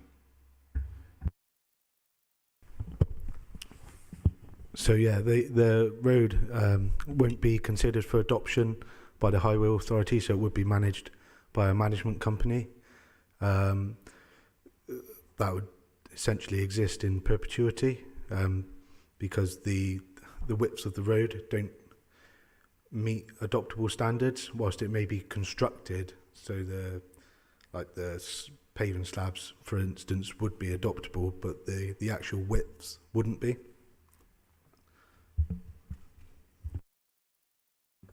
Let's just stick a pause on questions for a second. Have you come to any answers yet? We don't have kind of sunlight and daylight details for the properties as proposed. Within the papers, if you go to key issue C, then there are details that the officer in preparing the report assessed the impact on neighbouring properties in terms of loss of daylight, and was satisfied that the scheme could be accommodated. That's the best I can do, councillor. But we've been much more concerned about the neighbours than about the future residents. But I think that the design, while unusual, I don't think there's an issue in respect of lack of light within these properties that could warrant refusal, certainly. Great. Do you have any more outstanding questions that you're searching for? Or can we continue to bombard you? I don't think so. Have I missed any? Was there? I think I've doubt. No, I think Andrew has a new one for you. So I've got a new one, which is to do with a section on page 47 of the papers, where it... no, not on page 47, because that's the previous thing. On page 78, where it talks about Bristol Waste vehicles being...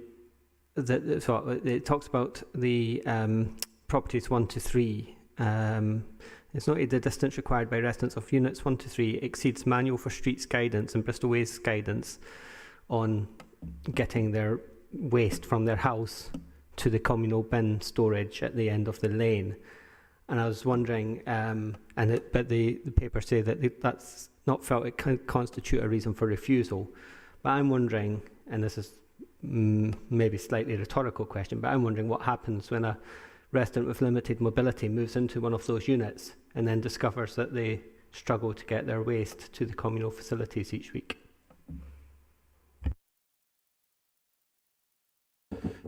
Yeah, I think it just, this is a heavily constrained site, and it probably wouldn't be developed by anyone else but the public sector, really, because of its nature. You've got the access lane that comes to the end of a very linear site, and so therefore the refuse and recycling access doesn't come into the site. So, I mean, the point that's made is valid, but I think that would have to be weighed up in terms of who the kind of the properties towards the end are let towards, and it's just a known kind of constraint around the development. So it's not perfect, but we just feel it's better to have the site fully developed for housing, even if those units further down the site are actually beyond that that guidance that is in Manual for Streets and Bristol Way. So, and there it is, it's guidance, it's not a mandatory requirement. So, yeah, I think it's just one of those compromises in getting the site developed beneficially for housing. Thank you. Lorraine, and then I've got a question. Thank you. We did visit the site today, and I think my main issue at the time was about the road once, in front of those houses. So let's say that they're built. So if we're talking about access from waste companies, their big trucks or whatever, how would we deal with, because I haven't read this part of the document, but if there was a fire engine access, I do seem to be obsessed with that. So whether fire engines could get it onto the site, because it is quite like whether they'd be able to turn into the site, I guess. Sorry, I moved away from the mic. Just wondered, yeah. So it's a question about access with a fire engine to the site? Yeah, So in regards to the access for a fire tender, there has been the relevant tracking of a standard Avon and Somerset fire engine. Essentially, it can go onto site and perform a turning manoeuvre. It is tight, but it can be done. Great, thank you. And then just a question about car parking, because it came up in the visit this morning. Because there's 9 units, 8 car parking spaces, but they're like first come, first serve. So one of the concerns was around, because of the close proximity to the hospital, Southbridge Hospital, and also the sort of lack of an RPZ, unfortunately, in the local area, how do we protect those car parking spaces from being used by workers or visitors to the hospital or other people, basically anybody else local using those car parking spaces, and then creating a knock-on issue? So because the site would be managed privately, essentially there'd need to be private parking enforcement to limit that sort of overspill, as it wouldn't be adopted highway. The sort of powers the Highway Authority have are very limited. Great, thank you very much. I think that probably answers the questions people had earlier. Okay, does anybody have any, is that one more question and then move to comments? Yeah, and it's not I was just wondering if either of the officers were aware of this style of modular building, this particular style of modular building being used elsewhere, and what sort of... I'm trying to frame the question in such a way. I'm looking at it, it's a similar sort of, coming at from a similar place from Councillor Bennett's earlier question about the livability of it. Are we aware of these buildings being used elsewhere and, without issue, I guess? Well, thank you, Chair. What I would say is that they would have to obviously meet building regulation standards. So there's all those, that still applies.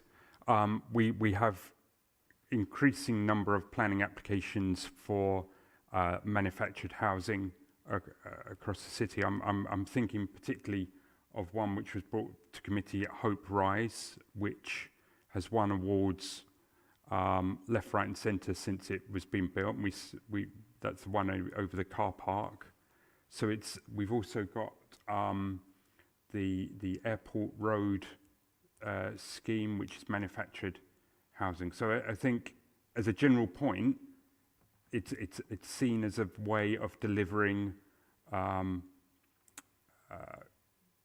housing in a much more rapid and effective way for the city. So that's a general point. In terms of this specific type of housing, I'm unaware of an application for this particular product put down elsewhere, so I can't help there. But yeah. Yeah, Chair, in terms of the whole thing about the Housing Festival and MMC, I think as an officer group and some members who've kind of dealt with these applications before, we're kind of all well versed and we're increasingly confident about this as a product and how it can help towards the resolution of the housing crisis. But I'm conscious that we're probably overdue in kind of briefing you as DC committees on this, really. So certainly, I think we've had some conversations about already, but I think this will kind of push us towards actually doing it. We could run a session with you about the examples that are out there in terms of MMC, how successful it is, and just to try and provide that reassurance about the kind of viability and feasibility of it as well. So I think obviously it doesn't affect the determination of this application, but that's certainly something that we can organise in the very near future. That sounds fantastic. Thank you very much. Okay, any comments? Fabian, then Andrew, and then Guy. Yeah, I think this is a great idea. I mean, as with the previous site, it's not perfect, but brownfield sites never are. When we had a look, it's a derelict site comprising of brambles, fly tipping, and the foundations of old garages that are long demolished. We do have a housing crisis. This will provide decent accommodation that will be sustainable. The method of construction will be reasonably quick, so it'll be up in within a year if we give it permission. So that'll minimise inconvenience to residents already there. So the whole build will be done. Will be nice and quick. I think it's a brilliant scheme, and I'm definitely going to support it. I think it's an absolute no-brainer, and we do have a housing crisis, and we do have a lot, these odd bits of land, these sort of weird-shaped bits of land, where we're going to need to come up with some fairly imaginative ways of using them. And I think this is a really, imaginative, modern scheme, and okay, so this is the first time this type of flat pack, basically, housing has been built. So basically it's going to come in as flat panels and then it'll be assembled on site rather than a lorry bringing in a ready manufactured house and just dropping it in. There's got to be a first time for everything, and I think if this is a good opportunity to see whether this method of prefabricating houses is effective, see how it compares with others, and I think it's worth a punt, so I'm going to support it. Thank you very much. Andrew? Thanks, Chair. Yeah, I was unfortunately unable to make the site visit this morning. I'd have been actually fascinated to see the site in person, as I always am. But nonetheless, I've got reservations about the design of the properties. I think the point that when Councillor Bennett asked about the lights, that was my key reservation when reading through the papers, was the limited windows in the space and the potential impact that could have on residents. However, I will be supporting it, having listened to the debate, having listened to the answer to the questions. It has the potential, I think, to fill a particular niche in the housing need in the city for one person homes. So yeah, I'll be supporting them. Thank you, Guy. Yeah, a similar sentiment to Councillor Brown, actually. And Councillor Bennett, I've got concerns that all of the windows seem to be north-facing, or possibly west-facing, meaning you might get some daylight just before the sun goes down. But again, it needs to be borne in mind, this is in comparison to a city that has, well, pretty much no alternative, really, to this. At the moment, it's this or shared housing, right, or private rental.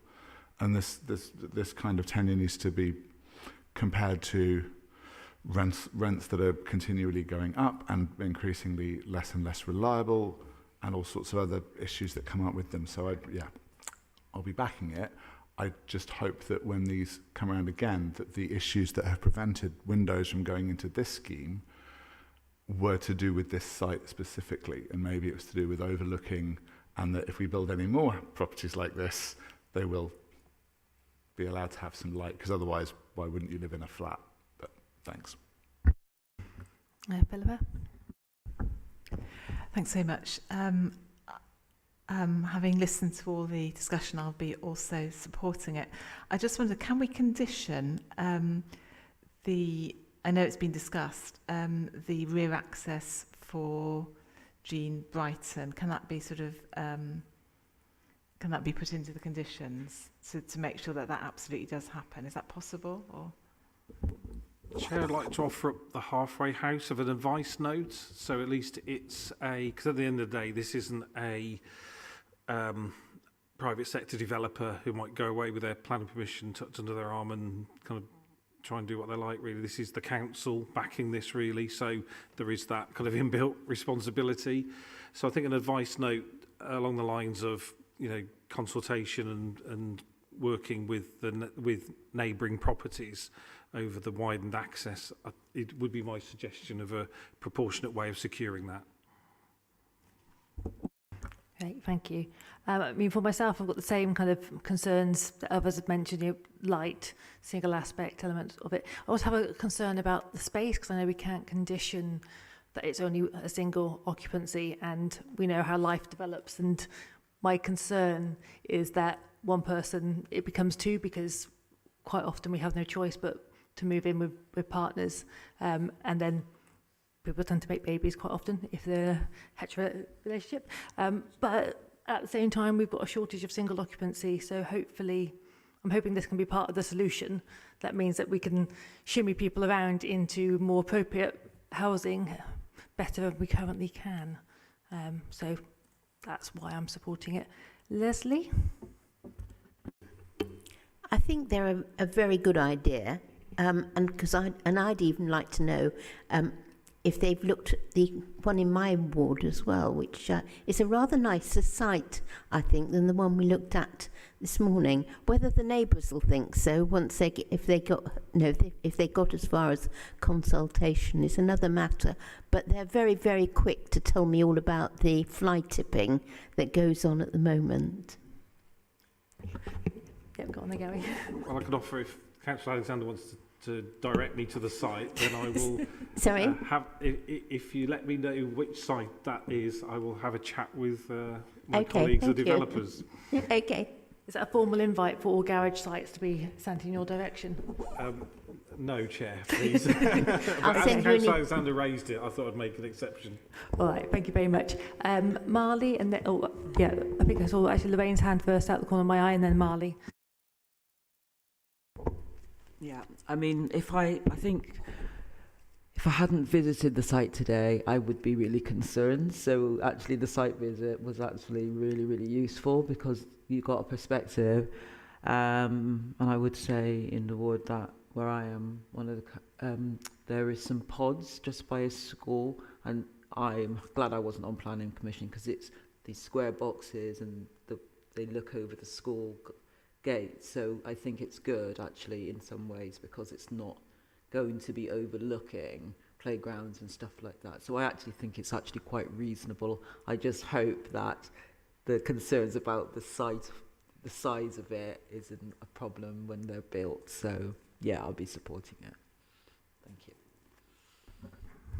Thank you, Chair. Yeah, it sounds like it's going to be sort of unanimous approval for this. My concerns about the lighting, obviously, in hand. Yeah, it's in an innovative way of providing housing on a brownfield site that is hugely needed in a city facing with national housing crisis. So, yeah. Thank you very much. Shall we move to a vote? Would anybody like to propose officer recommendation? Thank you, Guy. Do you have a seconder? Go on, Fabian. Okay. I'll start from this side. Or how would you like to vote? Oh, can you do it with the mic? Okay, it was 4. Okay, Leslie's was 4. Guy? 4. Lorraine? 4. Thank you. Andrew? 4. Marley? 4. Philippa? 4. Fabian? 4. And a 4 from me. That's unanimous. Thank you very much. And then we'll do a little switch around of officers before we get to our final item of Oak Road. Thank you.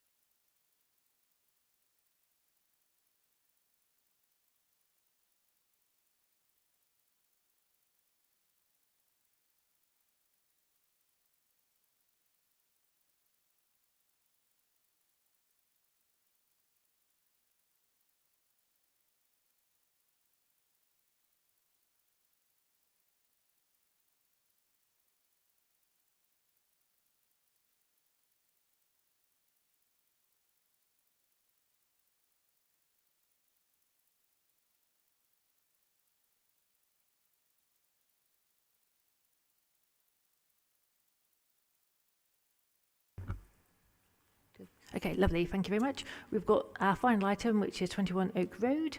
We have our first public statement from Nigel Green, please.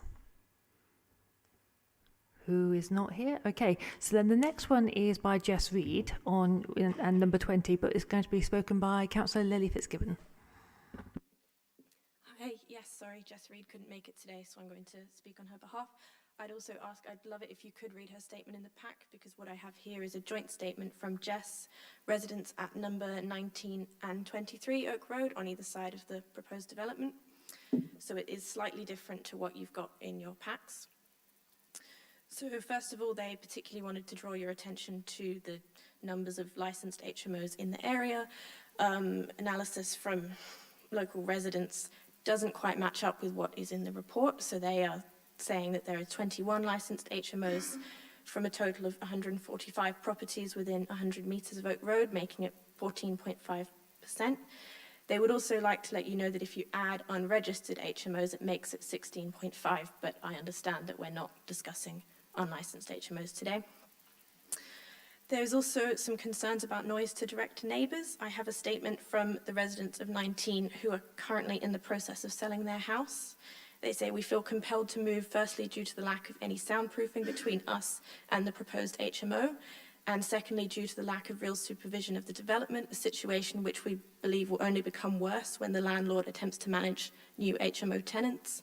This has been a major upset to us, being forced to sell the house that we have spent so much money and effort on to make our home, where we have lived for the last 20 years. It has made home working and working from home impossible for them due to noise, and we have heard similar from the house on the other side. There is also 3 other house owners on Oak Road that are currently in the process of moving, and all of them cite parking as a large reason that makes Oak Road a place that they can't call home anymore, as well as volume of noise and waste. A lot of this was clarified in the 250 plus objections from the last time that we discussed this development. I'm really sorry to have to interrupt you. We haven't had the traffic lights turned on, but That's okay. we are up to the minute. I'll walk up. Fab. Thank you very much. Okay, thank you. And then we'll move to you, please, Ben. Thank you, Chair. This application for the proposed change of use from residential dwelling to an HMO for 6 people was originally before you on the 18th of May, and it was deferred in order to allow for further investigation, particularly on the number of HMOs in the area. To refresh your memory, we have a site plan which shows the property about halfway along the southern end of Oak Road, and again, some site photos. So this is the house. It had previous permission for the loft conversion and rear extensions, whilst it was in use as a residential dwelling. So the case was deferred to allow for further investigation of unreported HMOs. New data that arrived in August showed an increase from the original figures that we gave you of 7 HMOs within 100 metres of the application site, and an increase in the number of HMOs, therefore, as a percentage from 7.78 at the time of the committee presentation and the officer's report to 11.98 on the 23rd of August, and this is reflected in the update report that you have that you've received. Officers were notified on the 13th of July that the applicant had appealed to the planning inspector for non-determination. The updated data, however, we feel that the updated data that we have and the fact that a licence was granted for an HMO at number 15 Oak Road, therefore creating a sandwiching effect on numbers 17 and 19, provide enough now to justify a position of refusal at this time. As such, we are seeking a resolution from the committee that if it had the power to determine the application, it would have refused on the reasons of an over-concentration of HMOs and a sandwiching effect on 17 and 19 Oak Road. Fabulous, thank you very much. Does anybody have any questions of clarification about that? Guy? The 7 additional properties, including number 15 Oak Road, do they predate the previous committee hearing? In other words, were they operating as HMOs prior to that committee meeting? Are these ones that have been discovered, or are these new ones? I can't answer that in full. What I can say is I can show you on this map that there are 5 shown here that are within the 100 metres. And these on the left-hand side was the situation as the data presented itself on the 18th of May at the last committee. And then when we ran it again during the investigations that we were asked to do, these new HMOs had been added to the list, so either by way of planning permission or licences being granted. It would be possible for me to go and look at the exact dates on them, but they weren't there on the data that we have and the tools that we have at the time of the previous committee. I know because we were looking at the sandwiching effect, that number 15 was granted on the 13th of June, so just over 2 weeks after the previous committee. But I can't say whether or not they were operating without a licence. So just to follow up on that, the one that was granted planning permission 2 weeks after the previous planning committee, that would have taken the assessment over the threshold, is that right? It hasn't been granted planning permission, it was granted a licence. So it was granted a licence to operate as an HMO as part of a separate regime? Yes. I will have follow-up, but I'll leave it there for now. All right, we'll come back to you in a bit. Andrew and then Marley.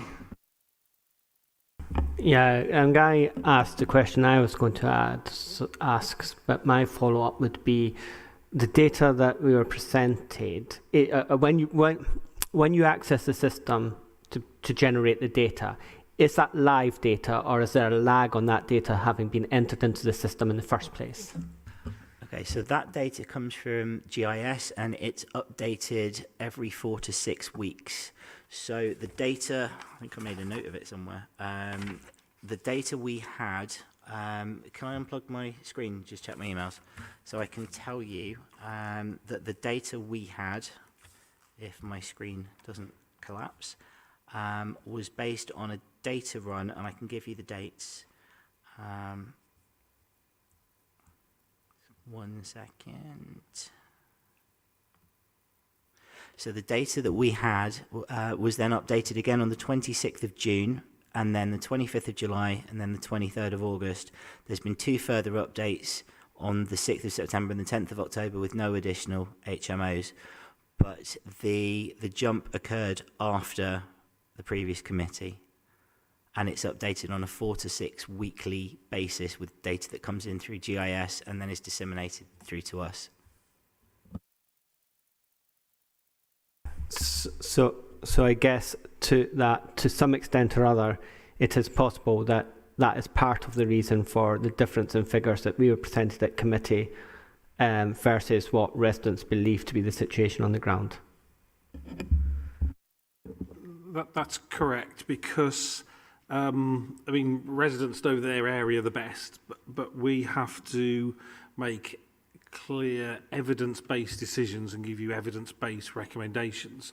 But because of the rapid change in that data, we're in a different position than we were last time we were before you with this application. So, you know, before it was recommend approval, now because the SPD sets a fairly stern test for additional HMOs. It requires only a 10% threshold, but planning inspectors regularly at appeal have been following that. And also the sandwiching, you know, you only need another HMO to complete the sandwich, really. So I think that reflects the change in situation here. But of course, in the meantime, the applicants, confident of their position, have appealed against non-determination. But over that period of time, actually, the evidence has landed that gives us, I think, a good chance at appeal. And so we're here today to say that's all the background to this. There's no decision to be made here, really, but what we want you to do is endorse the reasons for refusal that we think are appropriate, but we're not actually using them. We would just go to appeal and say, if we had the opportunity to refuse it, these would have been those reasons. So those arguments, that debate will still happen via written reps, isn't it, this one, at appeal. So that the position that I think as members you wanted us to present, and residents will be there at appeal presenting that, but via the written reps procedure. Yeah, so does anybody, you had your hand up, do you have a further question, Marley? Or? Yeah, first question. Just thank you, Chair, about, because we've had reference to it in both the public forum and in Lily's statement about unauthorised HMOs, I was just wondering if you could outline what the sort of situation it is with that and whether we can take that into account in our decision.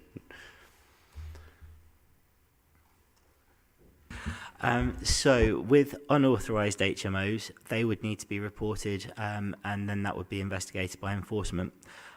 We can only go with the data sets we have, which is the number of HMOs that have a licence or that have planning permission. If they're unlicensed and there is a report, then they would have to get a licence or they would have to go for planning permission.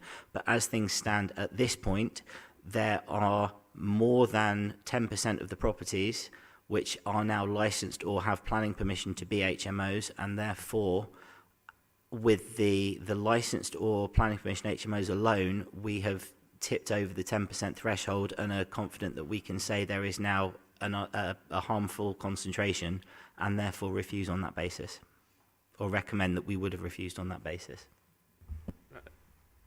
And that's before even considering unauthorised HMOs. In that case, can I move that we go in line with the officer's recommendation? Because I did. Oh, sorry, questions. Okay. I mean, I want to make sure everybody's absolutely clear what we're being asked to vote for as well, because it's a slightly unusual situation. One more question and then we'll move on. Unless, Lorraine, did you have your hand up as well? No, okay, right.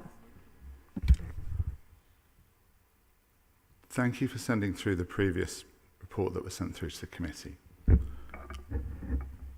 I have just looked up the officer's presentation to the committee, and this is not to in any way be critical of the specific officers involved and the specific officer here, but it says in that report, the application is policy compliant and meets the requirements as set out in the supplementary guidance for HMOs.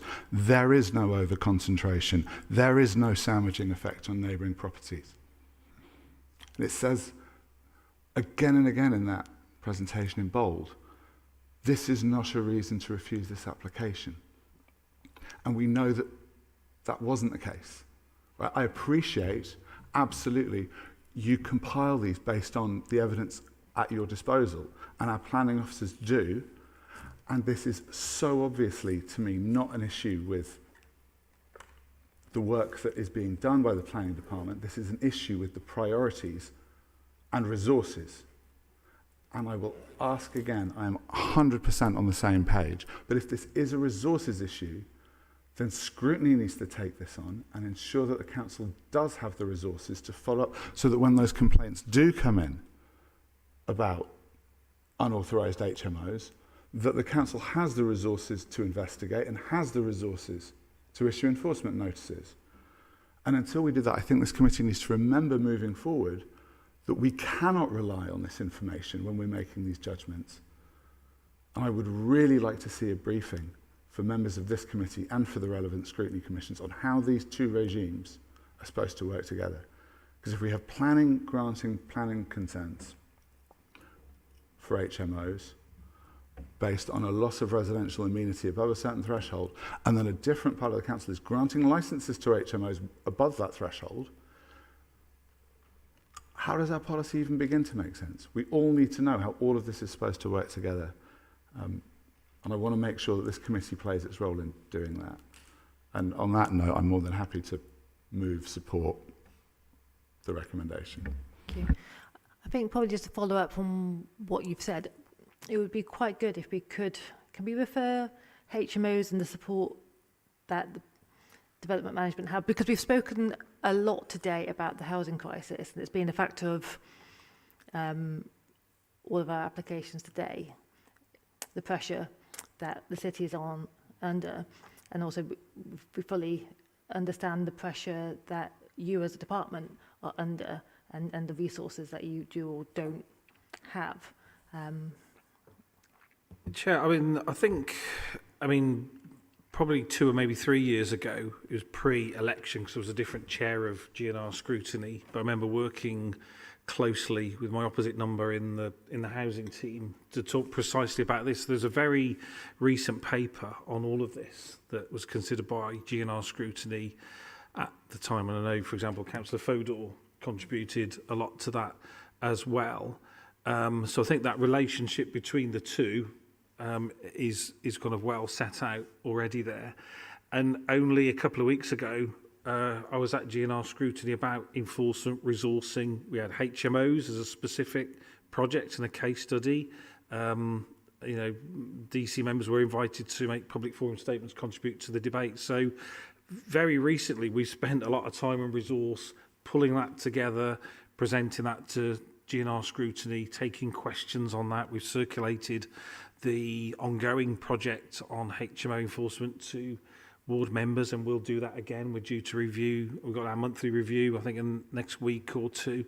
So, to be honest, I think we've done a lot of that, really, and I think we've set out the position with resourcing. What we have done is actually move a officer away from an existing planning team into the enforcement team to work mainly on HMO enforcement, and that's slowly showing results. So, to be fair, Chair, I think we've done a lot of that already.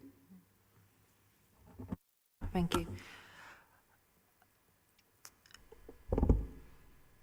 I'd like to move us to a vote, ideally, Lorraine, That's unless okay. you've got a burning question that you can't vote without an answer to.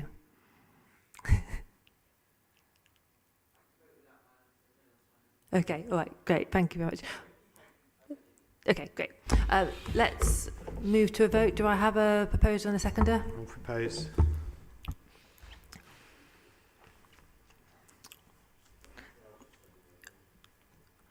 You can take your pick, Norman, whether or not you have Guy, Marley or Fabian as your seconder and eeny, meeny, miny, moe. Okay, so, great. I'll start from here. Leslie, do you want to vote first? Could you into the mic as well, or? Yes. Great, thank you very much. That was a full recommendation from Councillor Alexander. Guy? 4. Lorraine? 4. Andrew? 4. Marley? 4. Philippa? 4. Fabian? 4. And a 4 from me as well. Thank you very much. Thank you very much for your attendance today. See you in, is it 2 weeks' time? It's 2 weeks' time. See you then.